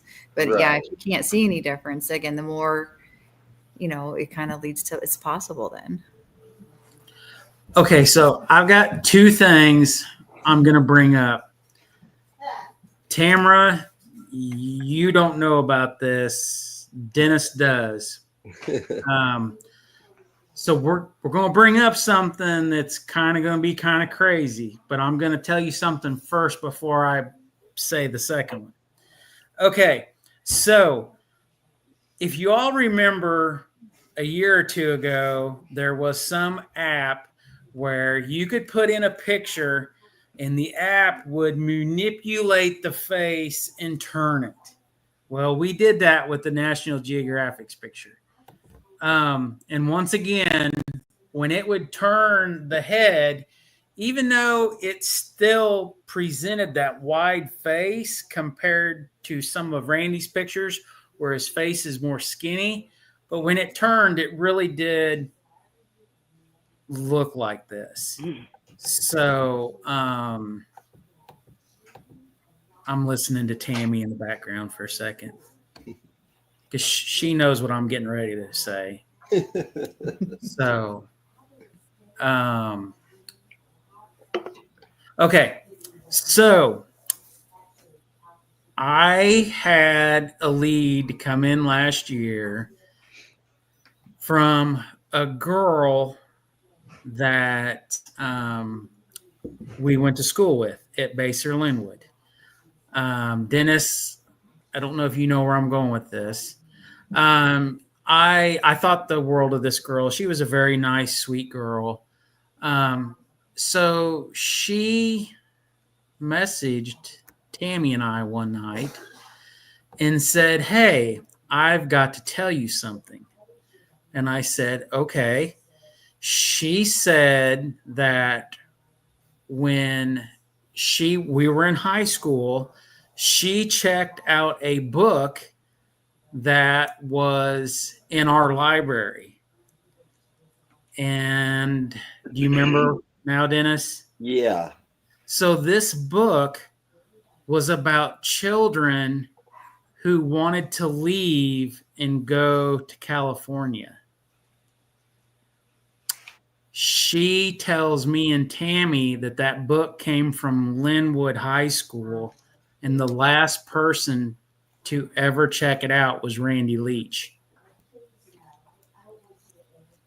So that was a crazy, crazy kind of lead. In my way, that was just something else that was like, wow, Randy read this book. So we had Googled the book, the author, and yeah, it talks about kids who want to go missing, who want to leave, and kids that went to California. So it was just crazy because it was like, wow, here's just something else to me that just kind of says, hey, did he really go to California? And it was just one of those things. It's like, did he go because he wanted to go? Did he go because he was on the run and had to get away from something that he seen or got involved in? So to me, it's just kind of one more thing that just pushes me to believe that's possibly what could have happened. Because, like I've said, they did so many searches. They searched by air. They searched on 3-wheelers and 4-wheelers. They searched on horses. They searched creeks. They searched the rivers. They did all this stuff. Now, granted, they only searched so many miles around the party area in the Leach home. That's not to say that 10 miles out of the radius, he could have been going somewhere that night to just drive in, something happened. We can't say 100% because we know nothing. All we know is what we've learned over all these years, and that the only evidence is a few things that point towards California. Because, we've heard everything, like Dennis said, we have heard it all. The only thing I don't think we've heard is that Randy went on a space shuttle and didn't come back. I mean, honestly, I don't think we've ever heard that one. But everything from Satanists, we've heard everything from the world's drugs. We've heard stuff about the mafia. We've heard stuff about the family. And we've got to say it. I'm sorry to say it, but we've heard it. We've heard so many different theories and rumors and accusations and hearsays. We've heard that he was seen here. We heard that he was saw there, that he was seen here. We heard that he was seen walking down the middle of the street on Massachusetts Street in Lawrence one time.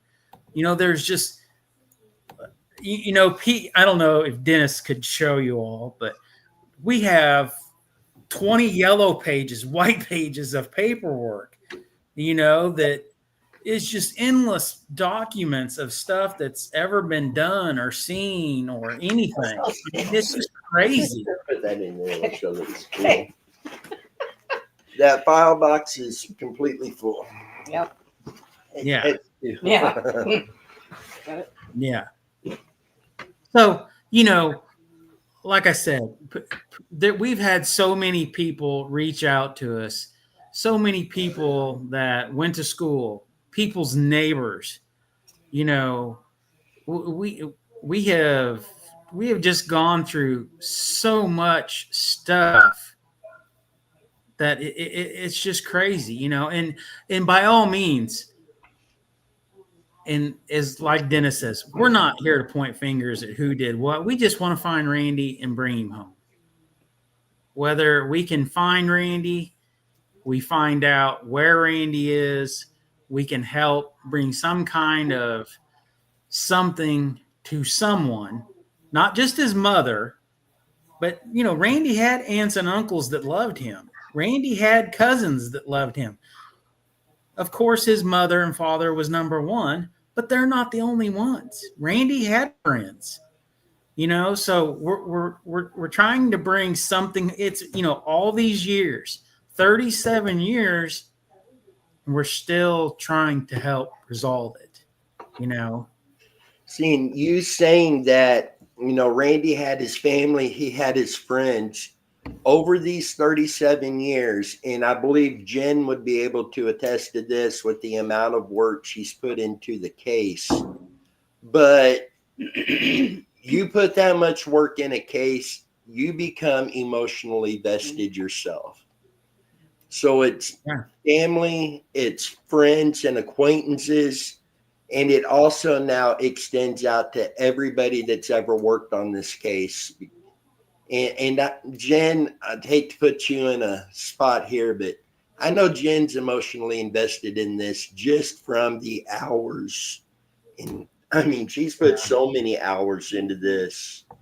Jen has done the absolute best map system, detailed accounts, locations of interest, bar none. She is the bomb when it comes to it. Literally, she is the best.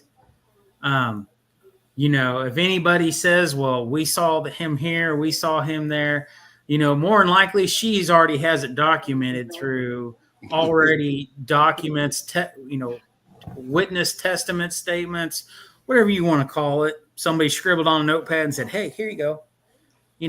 She has documented it, and she has it. And, Jen has shared it many a times. I know she has shared this stuff with the family. So it's a crazy circle that needs to be broken, because, another year has gone by. Have we had new leads? Absolutely.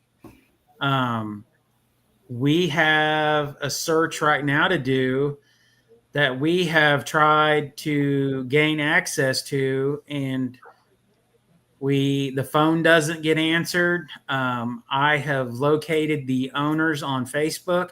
They don't answer. So guess what?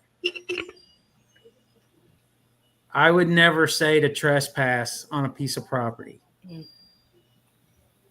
but I'm going to break the law, and I'm going to do it.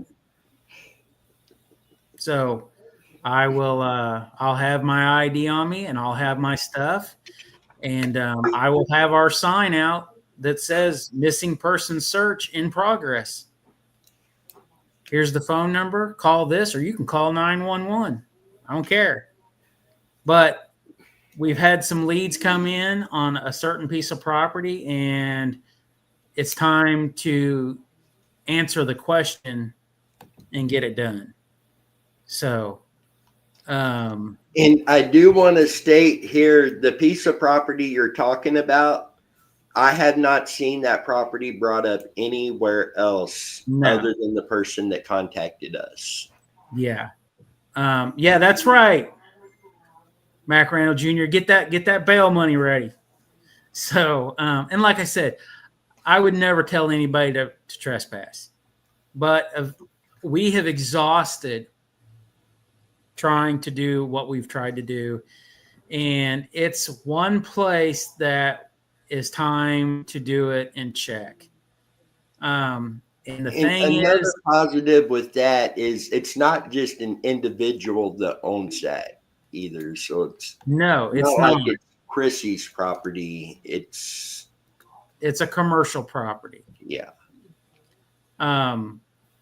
So, it's just time. And, I'm sure if somebody calls the cops at this point, I don't care. It is what it is.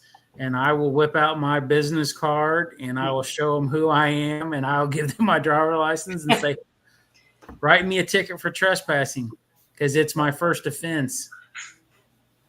So, but this piece of property needs to be searched because of what has been said, what is there, and we're at that point where it needs to be done. I've drove past this place. I've stopped in front and videoed. I've gone live with us, in our chats, our personal group talking chat, and showed where we were at. And the thing is this property, as a child, I remember driving past it and seeing the house, seeing everything. And these days it looks nothing like it did when I was in high school. So, we're just going to do it. I'll suffer the consequences, because I'll be honest, I've never had a speeding ticket, so I'm not really worried about it. Now, I'm 51 and I ain't never had a speeding ticket, so surely all they're going to do is slap my hand and send me on my way. Well, I drove past that property not long ago, and there were people walking their dog along that property. Oh, yeah. Then there was somebody that was jogging through there. Oh, yeah. Yeah, Dennis, I go by it all the time, snooping. And there's always somebody walking their dog down the sidewalk and on the street. And so it is what it is. I'll pull up and throw the hazards on and get out and go look. We could throw my dog on leashes. Mm-hmm. We could take them out there. Yeah. I can take that psycho German Shepherd I have and let her take off, then go chase me down and be like, the goofy dog jumped out the door of the truck and I had to go get her. So First time for everything. that's right. So, but no, it's as simple as, we just got to get answers, and more times than not, nobody wants you trespassing. Nobody wants to give you permission to come and look. And Jen, this one is going to be visual. Still not sure about a potential well or something on the property. If so, we would lower a camera down in there. But from the information that come in, this one would be a visual search.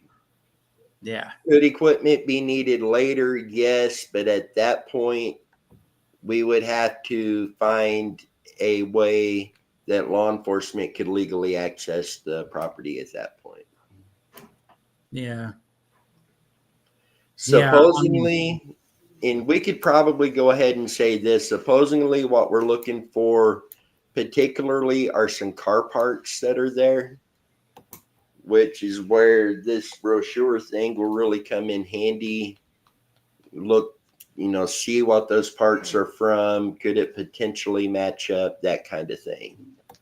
Yeah. And like I said, this place, when I started driving to school when I was a freshman, because like I said, I went to Baser Linwood, and I lived in Kansas City. So, just growing up, my dad was in construction and we worked all over, and driving past this place, I remember seeing this place growing up, and now it's abandoned. There's nothing there, but what's there? So, Joanne, you have a good night. Thank you for joining us tonight. Yes. Thank you, Joanne. We appreciate you. I thought 6 was bad. That's early. Yeah. Right? Yeah. I have to admit, I do that once in a very great while, and I would be going to bed earlier.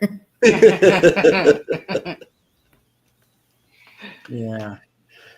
But yeah, we're definitely gonna get that one done here. I really need to get it done here in the next week or two before things really start growing and it makes it hard to traverse to get to this location. So, but this person had talked with us many a times. All we can do is follow up on it. That's all we can do. So. Oh, that's true.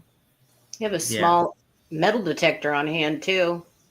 Yeah. What Tom just said. Yeah. So, Tamara, let's kind of put you on the spot here now. With Randy Leach, what direction would you personally be leaning? Okay. Yeah, I have done nowhere near the research that you all have. Or any people that are on the chat as well. My gut instinct, and I thought about it, like when you started asking too. My gut instinct is, and again, who knows for sure, but it's more that it was an accident. Something happened, after he left the house, the party, and it was an accident of some kind. I don't know what that means necessarily, but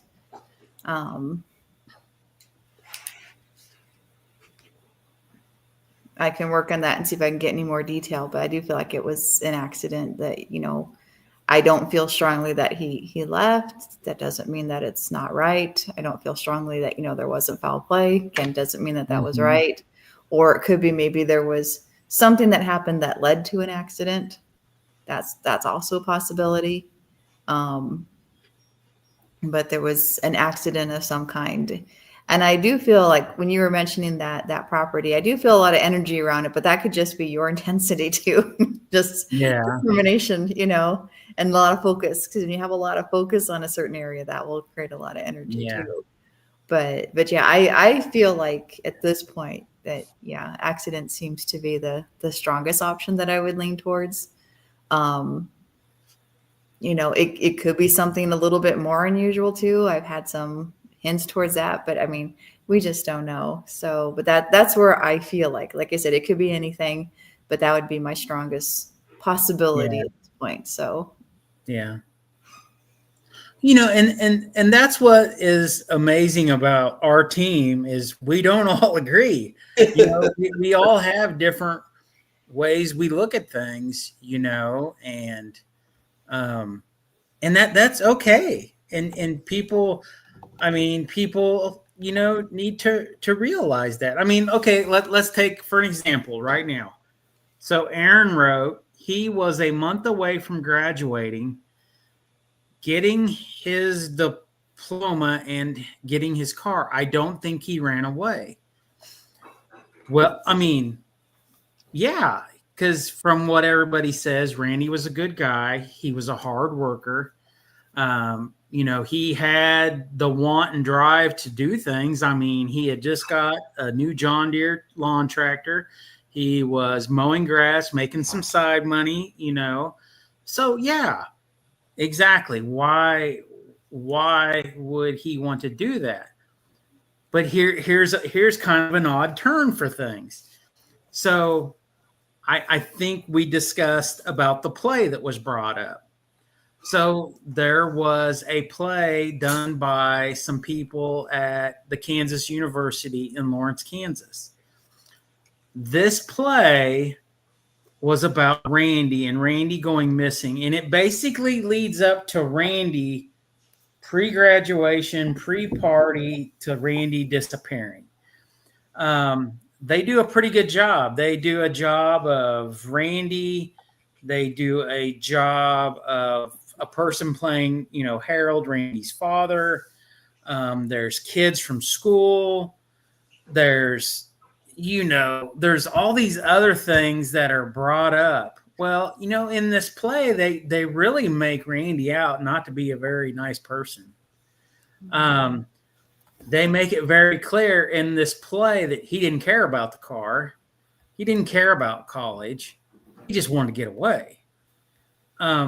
And what's funny is from what I gather, and Dennis, you might have to help out on this if I remember correctly, but the play was wrote off of newspaper articles and stuff that the play people had researched and done their documents, and they had read documents, newspaper articles, stuff like that, and that's what they based their play off of. I believe it was. So where was all this stuff that says he was a terrible person? Where was this piece of paper that said he could care less about the car that was being restored at a body shop in DeSoto?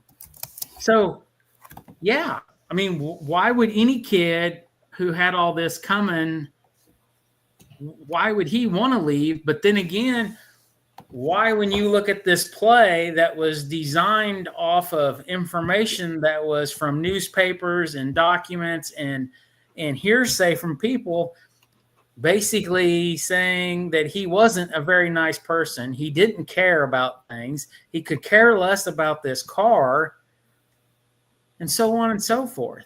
And what's crazy too is that play has been taken down, put back up, taken down, and it's back up again. I just watched it yesterday because I have it saved in my save section on my YouTube, and sometimes it'll be a blank and it says this video is no longer available, and then you go back a couple months later and there it is, and then you can watch it. So that's just crazy, And I think, Dennis, didn't we have the playwright's name We do. And I think you It's emailed in there somewhere because I emailed them and I haven't heard back yet. Yeah. Because we basically, we had discussed this, and this was unfortunately before Tamara came along. So not that we're leaving Tamara out of the conversation. It was in the past. But Dennis and I, we've talked about Tam. Like they made him out to be a jerk. That he didn't care. He wanted to leave and go. And oh damn! I just there was stuff about California that was brought up. There was, all these different things that happened. So, Yeah. We're getting what the play was called. We're finding it. We just had there it is. That's the paperwork I need, right? There. I'm actually logging off my phone off of YouTube, and I'm gonna go pull it up on my phone. Let's see. Leaves of Words. Leaves of Words. It's interesting that you bring that up. I had a friend recommend. Now, this isn't a missing person; it was a criminal case. But there's a TV show. It's actually a mini series, and I think it's on. Oh goodness, it's on HBO. It's called The Beatrice Six, and it was a case of 6 people that were falsely accused of a horrible crime, and the whole process of how that occurred. And they did a play about it, and they did it in the town and everything, and they showed it in the town, and it took like 18 years for them to be vindicated through DNA. And even then that was controversial, even though it was very clear, and they, it took a lot of work to reverse it. But even like the town, it was so embedded in the town that this was a certain way. But I just find it interesting that they actually did a whole play on it. And they talk about it during that series. It was actually a very good series to watch, like how the police work went. They interviewed everybody. It's a very good documentary. They interviewed all the police people that were willing to be interviewed, the people that were part of that were arrested as part of this, and then the police that were involved in it, and then how things changed over time. And it was a very good kind of seeing like that perspective of like how people go through it. And then then they did a play on it, and the play actually was the goal for that play was to be very healing. They wanted to bring out the truth, and because there was lots and lots of data at that point, like 18, 20 years later. But their goal was to find healing, to bring out the truth to the people, because there's some things that were known, but the public didn't really know or understand fully. But the goal was to help the family that, that the tragedy happened to, help them heal, and help the family, the people that were wrongly accused, heal, and bring the community together. So I don't know what the goal of the play for Randy Leach was, if it was just, more to give a point of view, or a point of view as they understood it. But yeah, it was really, really harsh, that play was. Yeah. So I know it's backwards, but the person's name that posted the play is Jeremy Auman, Auman, and it's EAT production of Leaves of Words, and it's the black and white PBS edit. So it is still there. This is live right off of mine, and I know it's backwards. No, and I don't know how to. It was fine. We could read it. Oh, that's right. Yeah. You guys can read it, but I can't. Yeah. Everything's backwards. So there it is. And Mac, I'll send you the link over, Mac. It may be tomorrow sometime, but I'll get the link to the place sent over to you.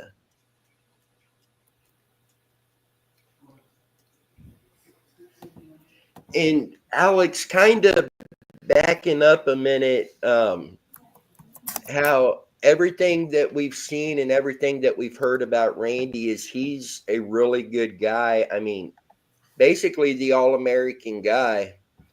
Then you have like the play showing a different side of this. What I'm going to say here, I am not directing this at Randy Leach's case in any way. This is just a generalized statement.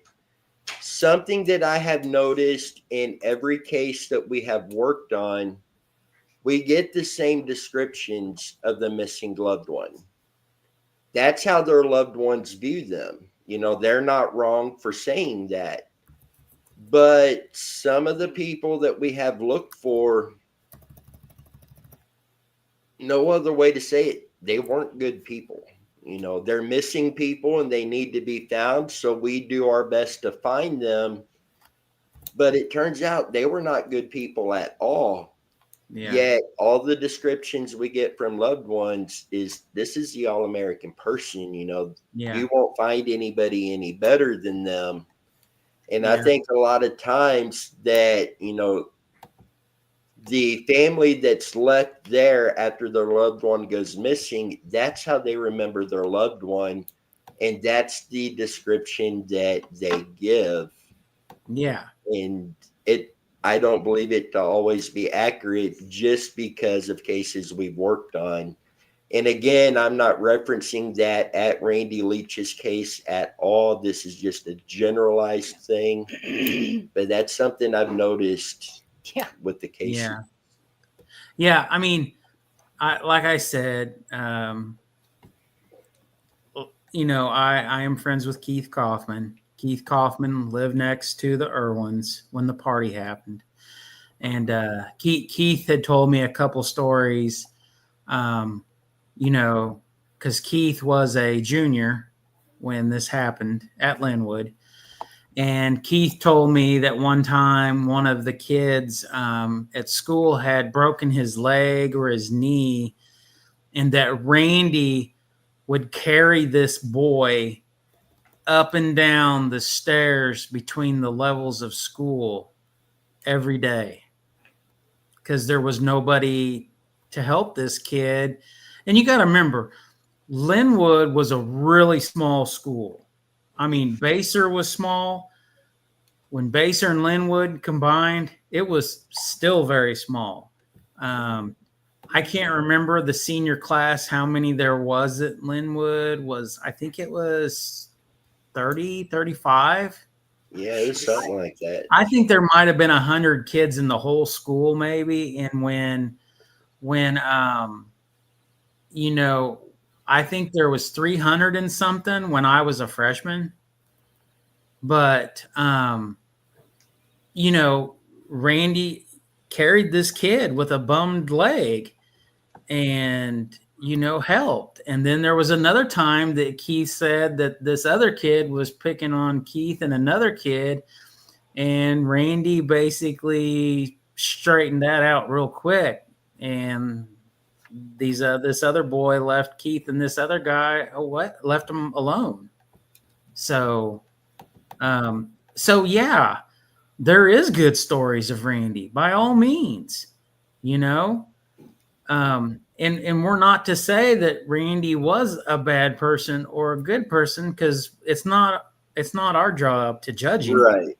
You know, we know whose job that is, and it's not ours.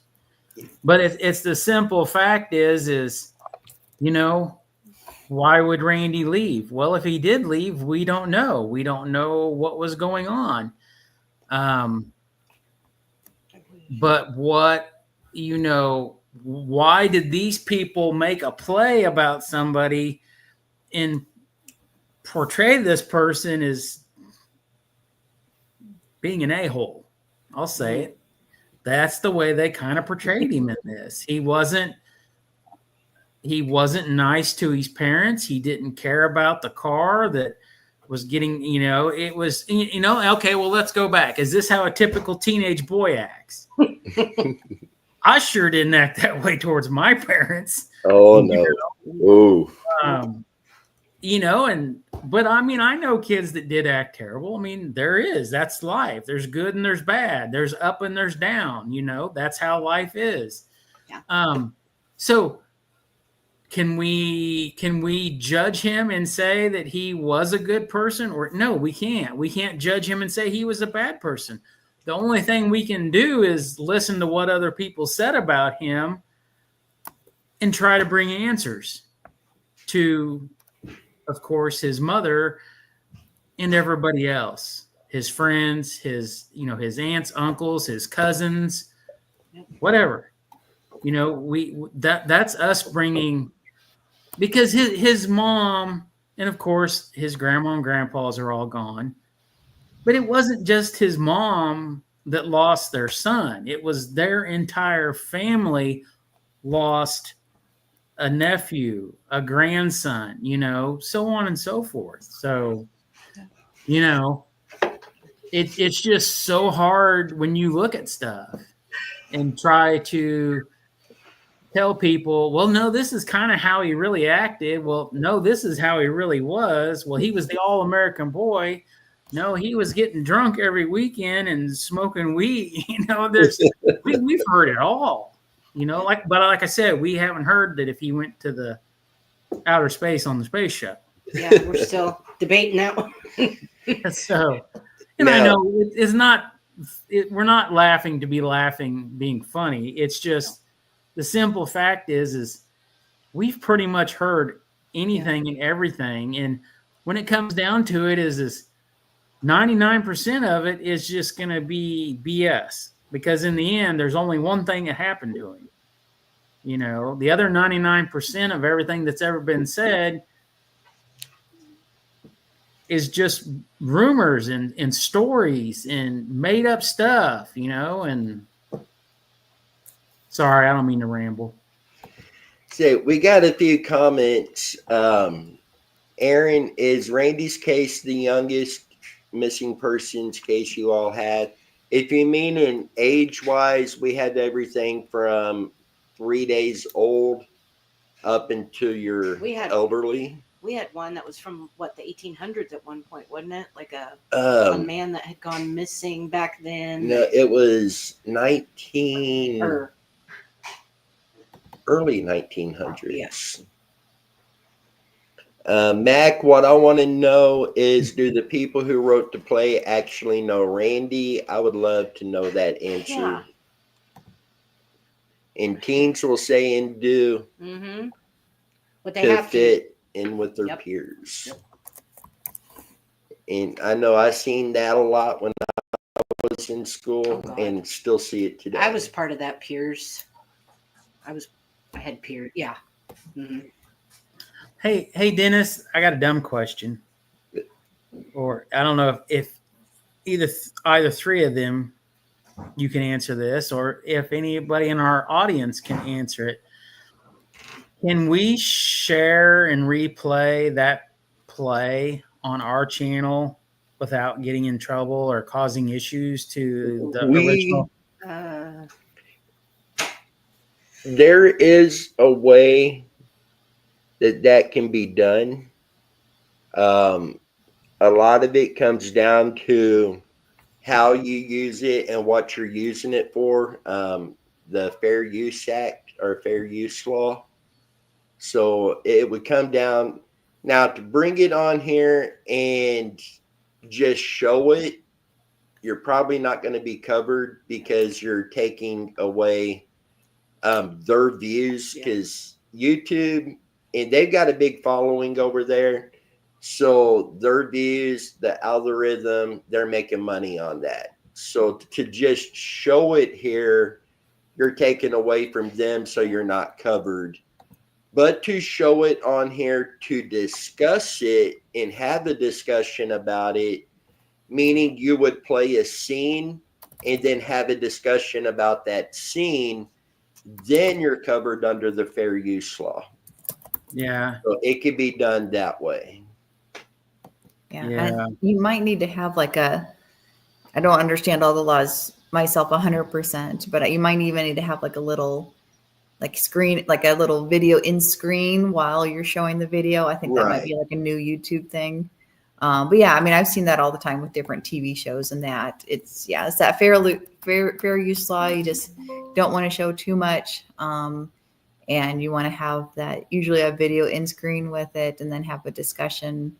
Definitely not the full thing, unless you get their permission, but Right. Right. But And I mean, would also, where you've got Alex with Muddy Waters, and then you got underneath there, I would actually put the link to their channel there as well.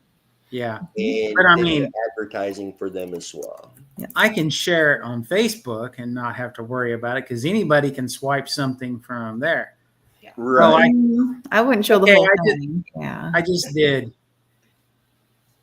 I just shared it on our post that we did today about this show that's going on right now. Oh, you just shared the link to it? Yes, I just shared the link to it. Yeah. So Now, do you know the name of the book that you mentioned that Randy had checked out? I've got it in that box somewhere, and I can't. I do not off the top of my head, but I'm sure that Tammy can figure it out because we can go back and look at our conversation in Messenger with that person that had mentioned it. So I would say that book was it had to have been wrote in the late 70s or early 80s. Let me see. And Aaron, if you email us on there, we can get the name for you and email it over to you if they're not able to find it.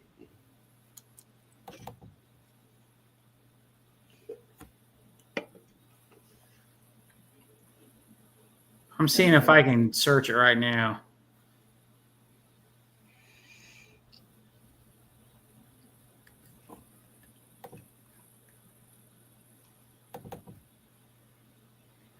So did the book basically just explain like how to do it, or like why to do it, or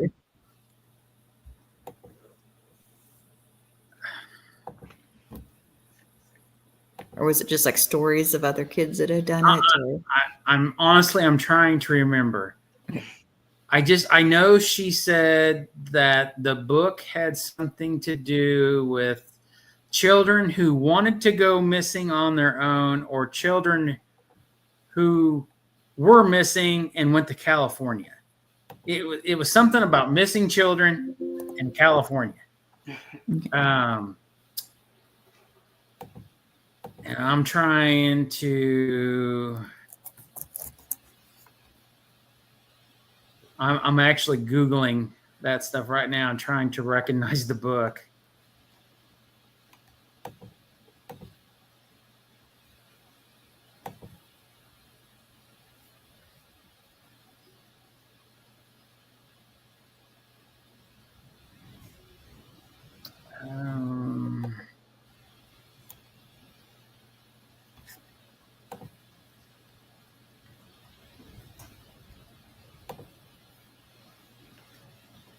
I'm trying to remember the author, if she was a teacher or something.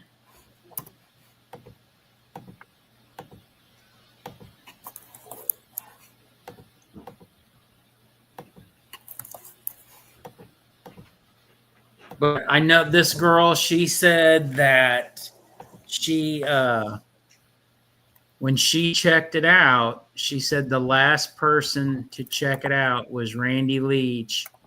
And it was a book that evidently had come from the Linwood High School and was brought to the Baser High School when they combined school districts. And she evidently had checked it out, one of the years in high school. So, did she say the date when he checked it out?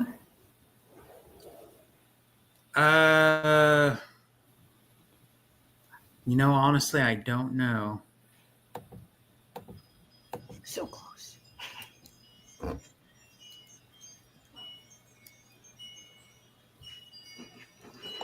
I'm texting Tammy because I don't know where she's at right now, in the house or on the property. So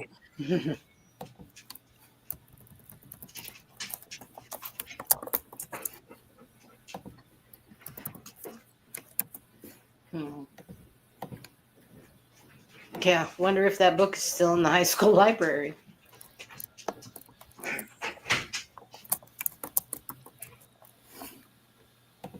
If it is, it may still have it. I mean, it depends on the school, but it may still have. Yeah, it may still have. That's true. Yeah. Like I said, that'd be quite a stretch, a long period of time. You never know, but yeah. So yeah, that's crazy. Crazy.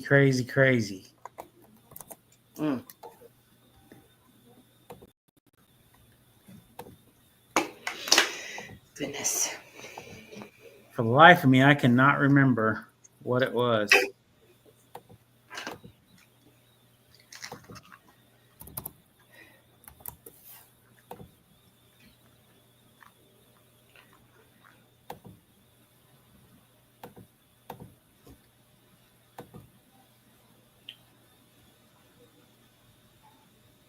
I'm going to see if I can just bring up.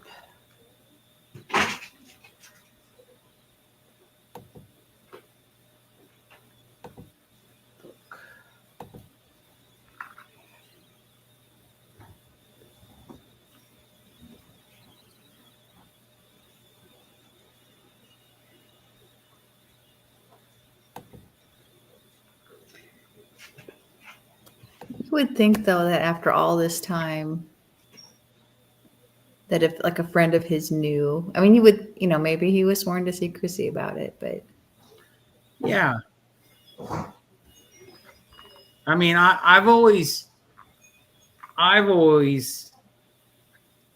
you think about what is something that a lot of people,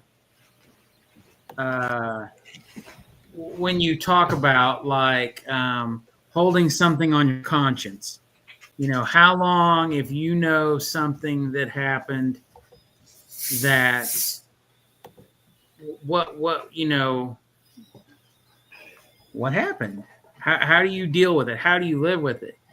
We have thrown our P.O. box number out. We have thrown our email out.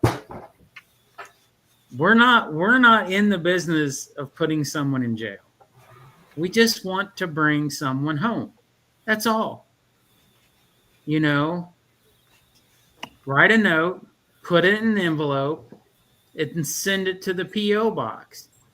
You don't have to put a name on it. You don't have to put a return address. All you got to do is put a note in there. We're going to open it and read it. We've had the P.O. box now for 2 years, year and a half. We have only received 2 pieces of mail to the P.O. box. And that was from the farm show sending us paperwork. We have never to this day received anything in our P.O. box about a case, about a donation, a thank you letter, a Christmas card, nothing. So, so Mac, if you're listening, send me a note. Send me some bail money so when I go to jail for trespassing in a couple weeks, I know I'm loved. So, but no, in all seriousness, I've always 30 some years have gone by. I mean, you would think that somebody would have decided, hey, it's time, let's help. So, but no. So we just keep on keeping on, moving on, and hopefully in the next week or two, boots on the ground.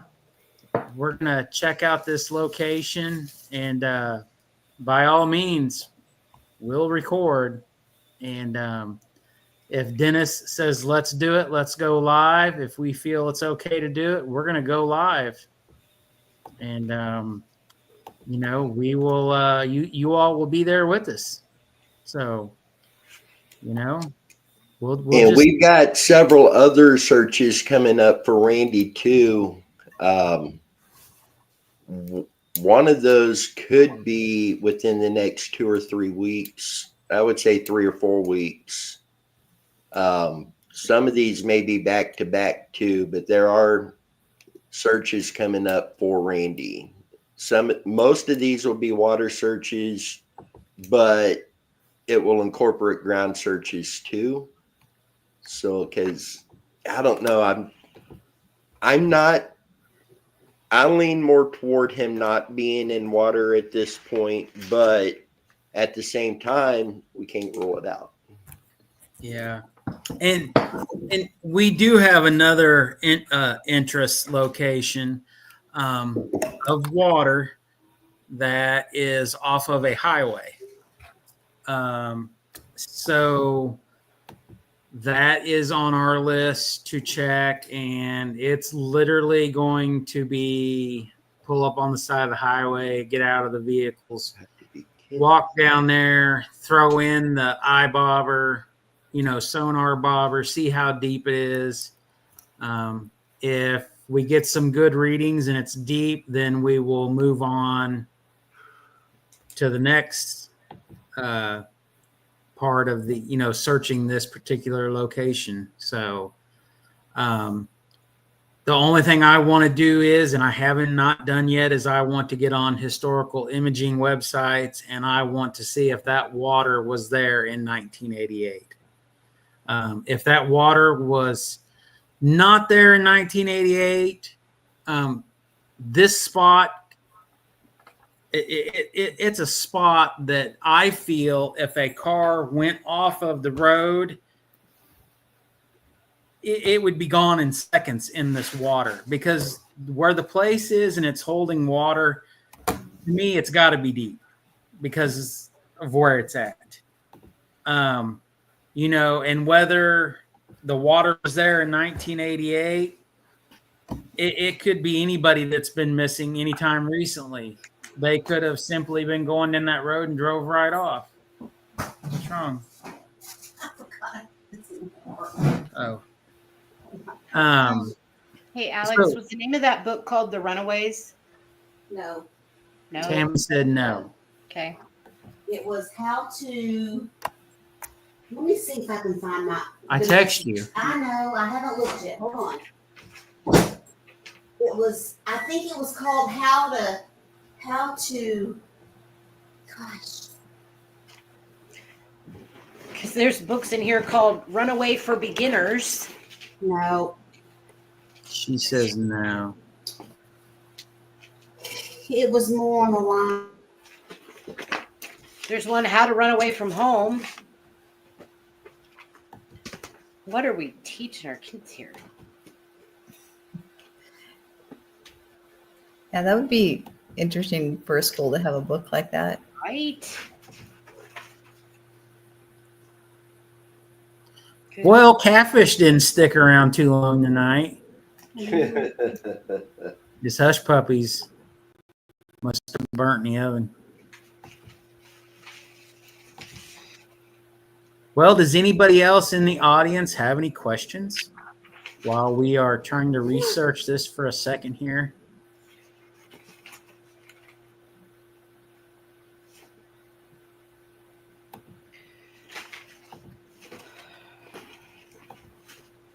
Okay, right here's the book. Do you have a picture? They never came home. Okay, Tammy says the name of the book is They Never Came Home. 1968 mystery thriller. 1968. Mystery thriller. Mystery thriller. Okay. Now, what's the name of the Where, author? I think I found the book. Lewis Duncan. Lewis Duncan Yep. is the author. Oh, good Lord. That's horrible. Give me 1 second here so I can. Okay, yep, I found it. Oh, That that's horrible. You It looks can't like an LED light. I know, right? All right. It says the novel was nominated for an Oh. Edgar Allan Poe Award. Let's see if I can. Okay, so this was like a fiction book. Yeah, Fiction book. Is that what you're saying? Lois Duncan. Yeah. Oh, that's still not any better. Okay. Yeah, thriller. Yeah, I see that. Yeah. Yeah, because there's other books by that author. So it was kind of And like this person said that she knew this all this time, but she had never told anybody after it happened. Yeah, I see the. So it has a picture of two kind of. It's a blur. It's a green picture. yeah. Two people kind of standing, then black silhouette. Uh-huh. Yeah. Okay. Tammy says yes. Okay. Yeah, from the editorial reviews says from the publisher says they couldn't have just disappeared, or Yeah. could they? That's the way it looks when Dan and Larry don't return from a weekend camping trip in the mountains. Then Joan, Larry's sister, gets a mysterious call from a man who says Larry owes him a lot of money. Where could the brother be? Can Joan, with the help of Dan's brother, Frank, find Dan or Larry? Are the two destined to never return? Nope. So it's kind of a mystery book, yeah. Yeah. So it's at some point Randy would have had to have checked this book out. Yeah. 1988 or older. Maybe he was just Oh. reading. 88, 87, 86, 85. Well, I don't think it would have been that long. My goodness. Well, I mean, in his high school career. Yeah. So, 'Cause she was. Whoops. The person was in the same grade as you were. no, they were younger than me. Oh. So what I'm saying and what I mentioned earlier is when the school districts combined in 89, the beginning of 1989, so between April of 88 when school ended and those few months before we started the freshman year, they brought all the books from Linwood over to the Baser High School building, which became Baser Linwood. So that's how that book was introduced over there. Well, no, wait a minute. No. Well, she didn't say when she checked it out. Okay, hold on. I can't remember, but I remember sharing it to the teacher way back then. We are talking 88, 89. Okay. Okay. When I was in middle school, Linwood, I got a library book called They Never Came Home. It was about teenagers who went missing. They went to California, never to be seen again. Okay. Let's back this up. The book was still at the Linwood High School because the Linwood High School became Baser Linwood Middle School. Because when my brother transferred into the district and went to middle school, he went to the old Linwood High School. So that book was still there at that time. So she had to, that book was still there when she went in 89, because in 89 she would have been, she was in, she would have been in 8th grade. Yeah, that's what I'm She would have been in 8th grade, and I was a freshman. So at the time, she said the last person checked out the book was Randy Leach. Weirded me out. Didn't think much about it back then. He hadn't been missing very long. Did you hear what Tammy just said, you all? Mm-hmm. Okay.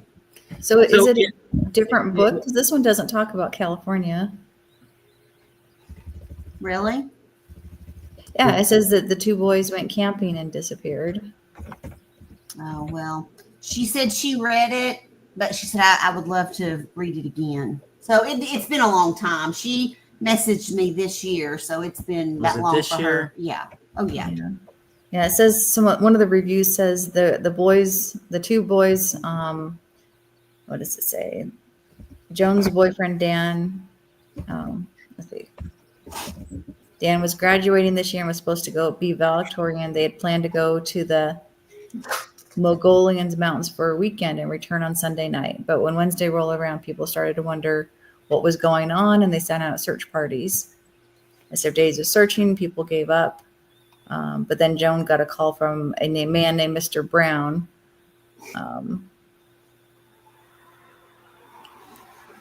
It's basically a teenager, it's meant for teenage, readers about kind of this thriller mystery.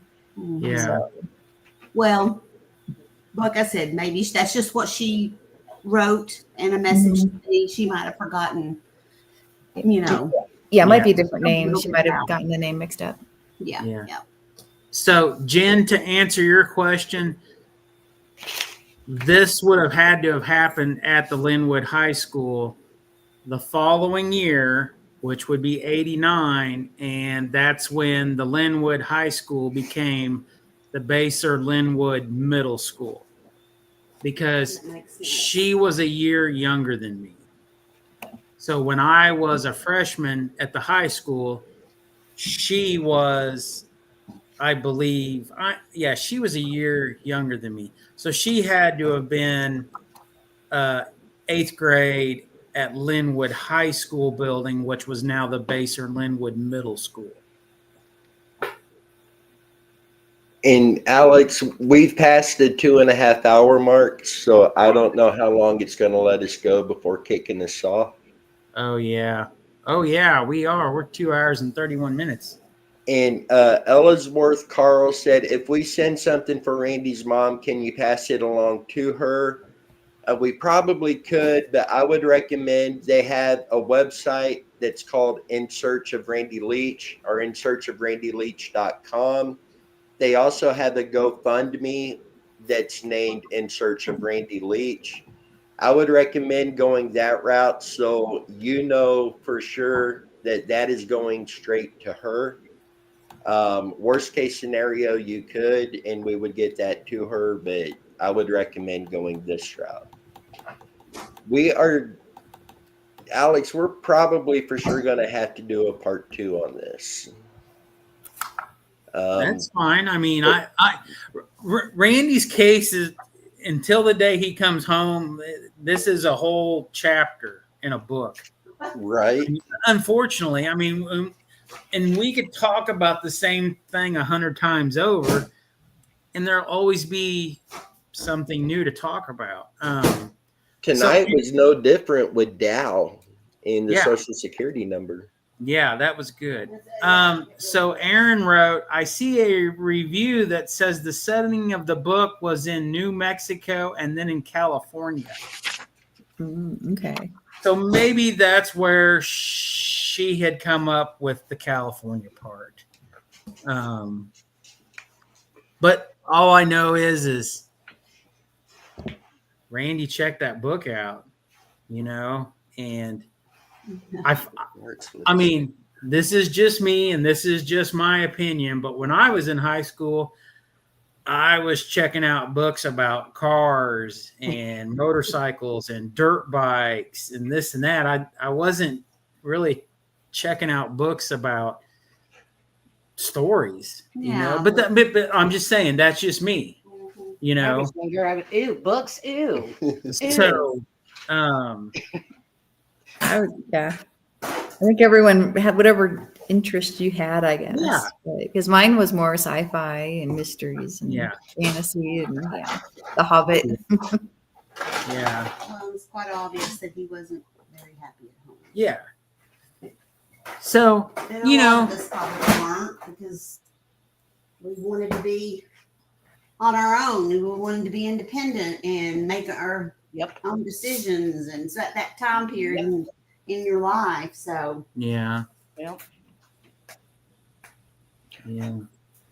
I mean, like we said, we don't know. All we can do is the leads and the information that is. Aaron, I read Elvis and Me in high school.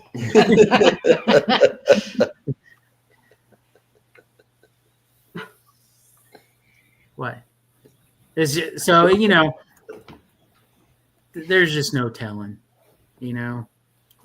Was there a reason he read that for a reason, or did he just like reading books? I mean, I liked reading magazines then. Like, So did I. I had a big 4-wheel drive lifted up truck. I also had a fast car, so I read everything from Hot Rod magazine, Carcraft magazine, Super Chevy to Peterson's 4-wheel and off-road to 4-wheeler magazines and dirt bike magazines. So, all I know is we just got to keep working on it and trying to get answers, and, a collective group effort, amongst our team members of working on stuff and audience members. They ask questions, we try to provide answers. They bring new thoughts to us and we try to look through them and, we put it back out, so, we try to share everything we can share. Yes, there is some things that we can't share. But, the Muddy Waters team is very open about stuff, and that's just, how it is. That's a possibility there. Aaron said maybe his English teacher said they had to read a fiction book for an assignment. That could be too. That's good. Yeah. That's a good one. Yeah, I think it's worth reading the book. I'm watching a little bit of a review of it, and yeah, like I said, it's one of those things. Like it depends. Like, did he check it out? Like, did he read it like a month before he went disappeared, or was it like when he was a freshman? Yeah, I mean, that not that matters necessarily, but it would be interesting seeing the timing. And yeah I don't know. It's interesting because then he had that on his mind. Was that fresh on his mind? Right. I don't know. Absolutely. I mean, in an investigation, something like that definitely would have been something that the book should have been read. They should have been, looked at and just, Yeah. Well, and here's something kind of to think of too along that lines of what Tammy just said and what Tamara said is, I forgot how I was going to word that. I'll think of it. Give me a second. I know that feeling. I was like going right down this ramp. And then I was like thinking of Tammy and Tamara, what they just said. And then I ran the stop sign and crashed. On a different note, you guys all know what stop means? On a stop sign. Yeah. Oh my goodness. Spin tires on pavement. Lord, how old is that one? I learned that while I was at Base or Linwood. Yeah. So, I've been around drivers around this area for over 17 years now. Yeah. They still live up to that. Yeah. Oh, yeah. Tammy and I had the grandson in the car a couple weeks ago, and yesterday he said it. Did he said punch it? He said Nani, go faster. He wants to go fast now. All of a sudden, that's what his mom said. So we do a few of those little wide open throttles from the stoplight. Put him back in his car seat a little bit, and he's like, "Faster, do it again."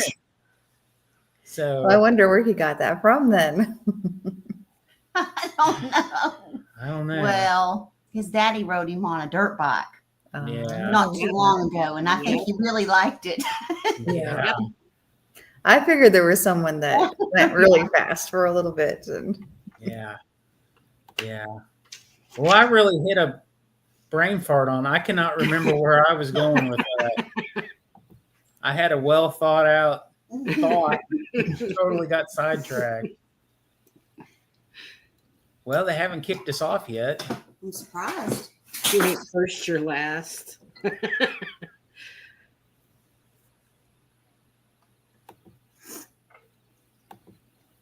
Byron McDonald, if you ain't first, you're last. Because second place is first place loser. Oh my gosh. This is not encouraging. That's what we used to say when we mud raced.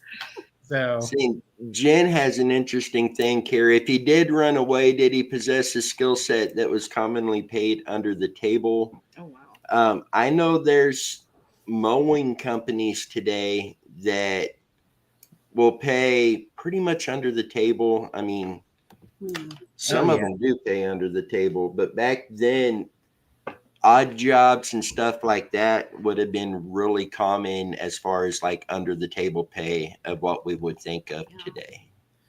And Harold was a mechanic. That was not his full-time job, but he was a mechanic at home. He did work on lawnmowers and tractors and chainsaws. I'm sure he worked on vehicles. So I'm sure Randy had skill set of mechanical abilities to do things. Yep. From growing up and, living on a farm type setting and his father working on stuff. I'm sure he tinkered on stuff too. So, but there's no telling what else he learned over time. And, he could have, if he did go out to California, he could have shacked up with people, and there's no telling, we're making accusations, I guess, on what he could have done or he did do. And, we don't know. We also know that time frame, that was also the generation of fix it before replacing it. They wouldn't just throw something out and replace it because it didn't work properly or was broken. They would fix it because they often didn't have enough money to continue buying new stuff all the time. Yeah. And he did mechanic work as well, Jennifer says. Yeah. So, there's a lot of things he could have got into, whether it been in Linwood, California, anywhere else, that he probably could have made enough money to get by on. He wouldn't have lived lavish by any means, but he could have got by. Yeah. Yeah, I mean, he could have, we don't have any, we've heard rumors of where he could have gone in California, but what's to say he didn't end up on a farm, working on a plantation vegetable farm and ended up living on the plantation farm, a ranch or something. I mean, nobody knows. I mean, people have been living off the grid for years. So there's just, and of course back then things were cheaper, even though it was California. Right. You could go to McDonald's and eat for $3, not $30 like now. Maybe it wasn't even California. Yeah. So I mean, we don't know. Because my other thought was Pam, who's Randy's ex at the time. Underneath. We've seen letters Randy has written, he was heartbroken about the breakup. He missed her. And the night of the party, she was actually in Oklahoma at a horse show. Could he have maybe, especially if he did have alcohol or something, when he left the party, could he have just decided to head to Oklahoma to go down to try to make amends with her? But unfortunately, that time frame, she was actually on her way back home to Kansas from Oklahoma. Yeah. So could he have went that way and had an accident, or just say forget it and keep going? I mean, And I think at one time we discussed that. And did we not discuss like fuel mileage? And if he supposedly had $50, $60 in cash on him, I think we discussed how far he could get on that money. Like, yeah, could he have made it there and back with $50, $60, you know? And I can't remember if we found out. I think we looked up like a replacement gas tank at one time, because I don't think, right. did the brochure say how many gallons the car held? Because I remember us looking up gas tanks like on Rock Auto or one of those websites when we were really trying to dissect things and figure things out. I honestly cannot remember.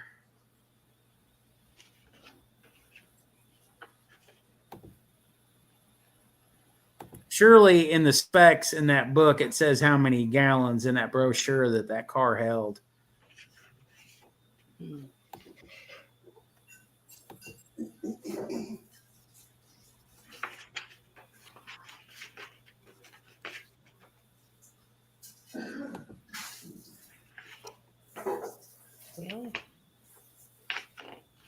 Oh.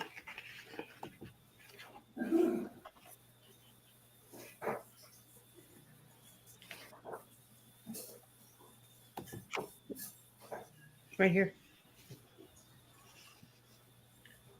14 gallons. So 14 gallons. And at that time, gas was probably, I bet it was under $1 a gallon. Right. I mean, I remember our first diesel truck that me and my brother got like in 1996 or 7. Diesel fuel was like 83 cents a gallon. So I'm sure gas in 88 was, I'm sure we can Google that. I'm sure it was less than $1. And if he had $60,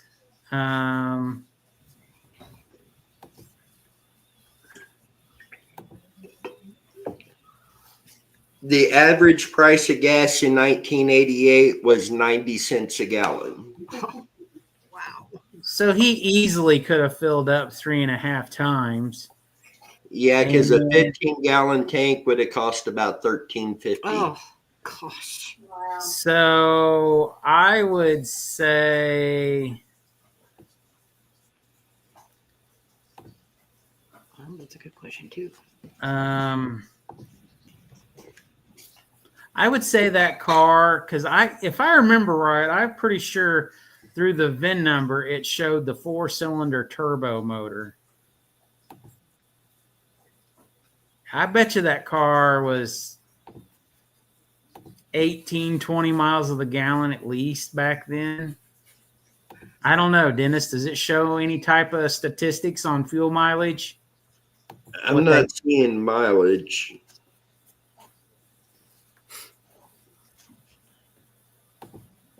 So Jen says, wouldn't he have needed a map to get to Oklahoma?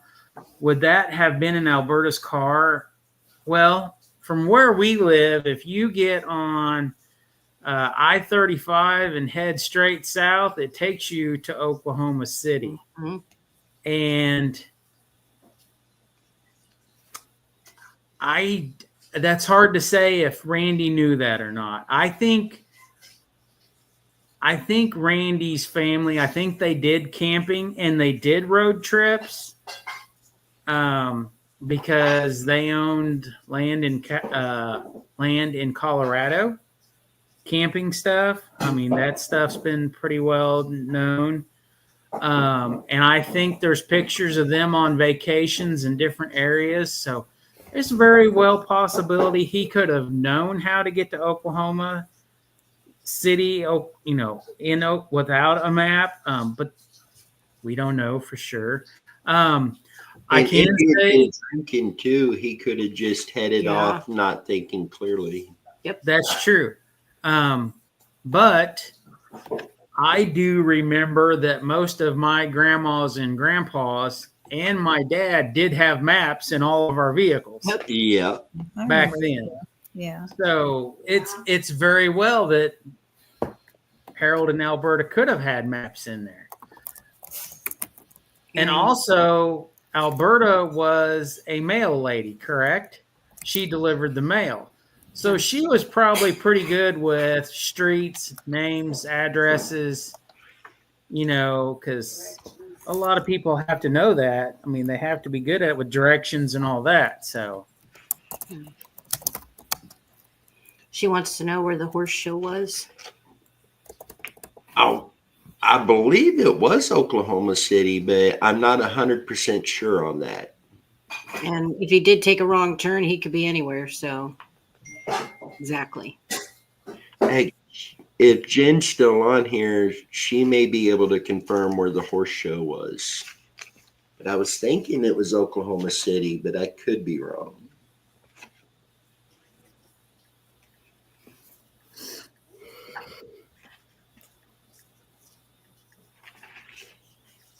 Yeah, that doesn't give miles per gallon.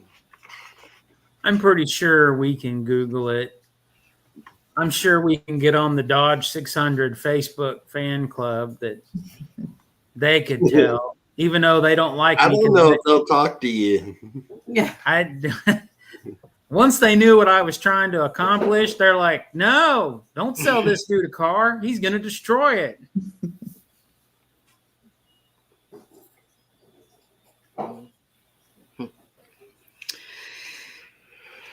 Okay, I just Googled it, and averages 25 miles per gallon.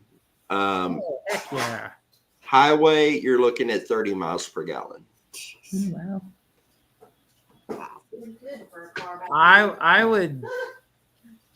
would say if his intentions was to go find her that night, I would think $60 might just be able to get you down there and back.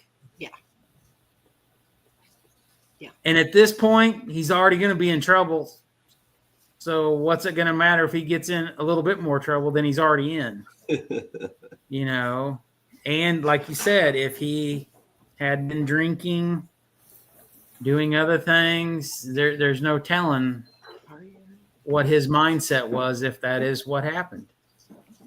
So, for sure. I keep waiting for this to shut off because normally by 2.5 hours, it's done kicked us off of here. And Yeah. Yeah.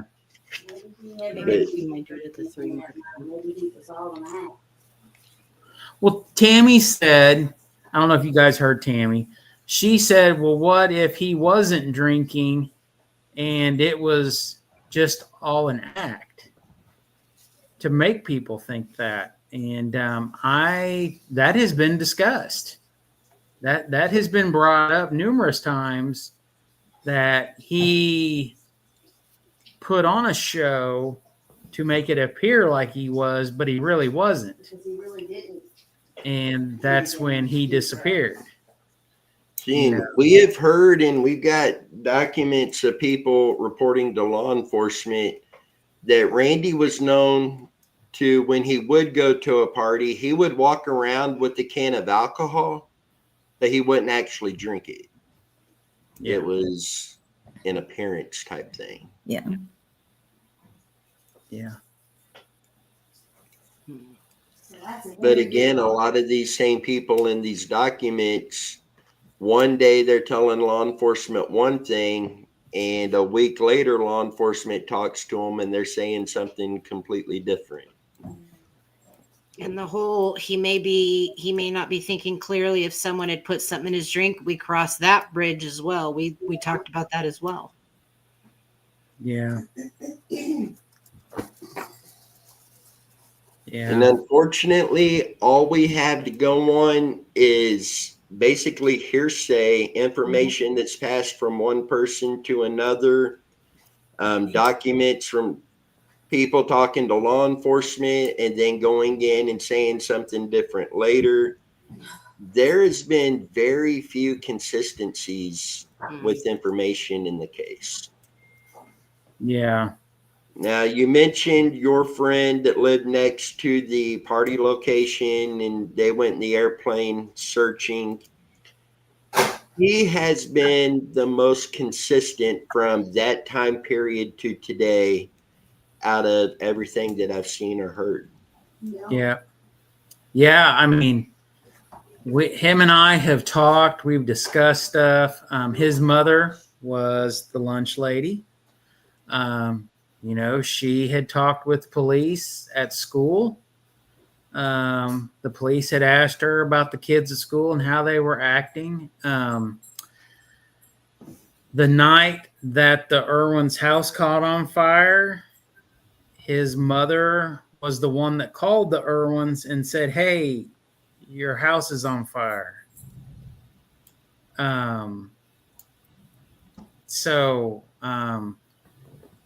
You know, him and I have discussed so many things. And, you know, he was the one that said there was a lot of people there that were from other areas and they were not good people. And that's why they literally walked across the yard, jumped the fence, and walked up and sat on their porch at their house and watched the party from their house. He said they were only there for a short time and then left. He said because they didn't want to be around all those people.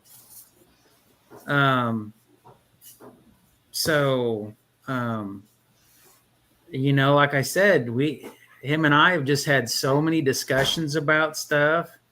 We verified other stories about people saying stuff to us that was total BS malarkey, you know, and we've discussed things. I've asked him and he's like, "What? No way. Those people didn't live at that house. Those people didn't own that property. Where are you getting this information from?" You know, and it's either lies, someone paying somebody to run their mouths to detour people. There's all kinds of things, you know. Yeah, I agree with Byron. Right. Said which those inconsistencies is a bunch of red flags, like they all know something and covering it up is just my thoughts. I agree.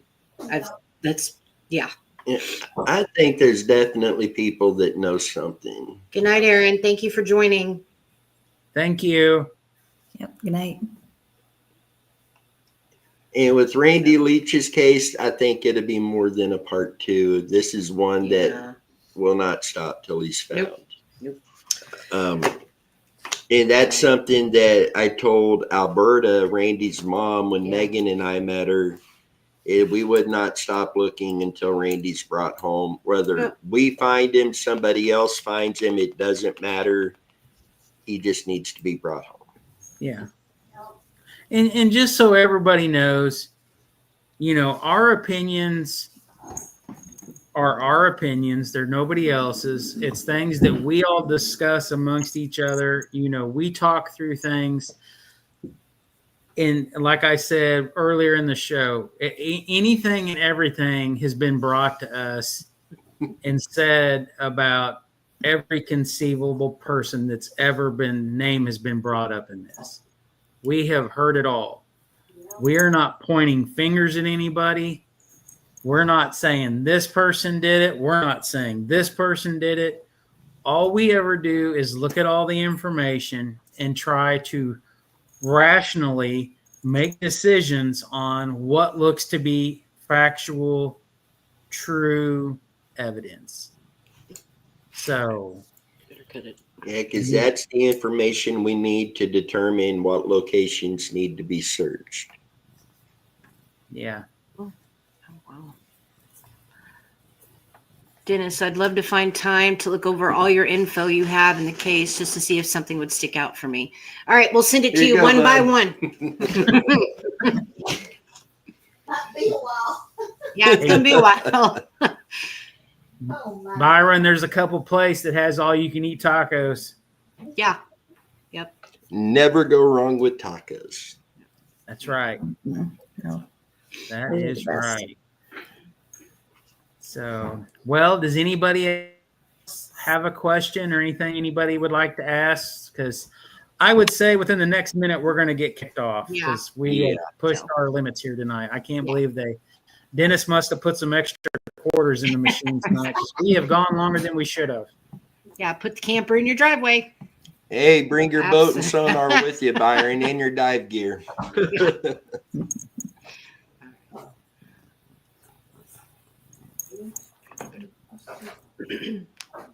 Now we're talking homemade tacos. This is getting better. Yeah. Tacos are the best. We want to learn how to make the real thing, the real taco shells. So, guys, we're going to jump off of here for this thing cuts us out, but we will be doing another live with Randy soon. And until then, you guys stay safe. Good night, everybody.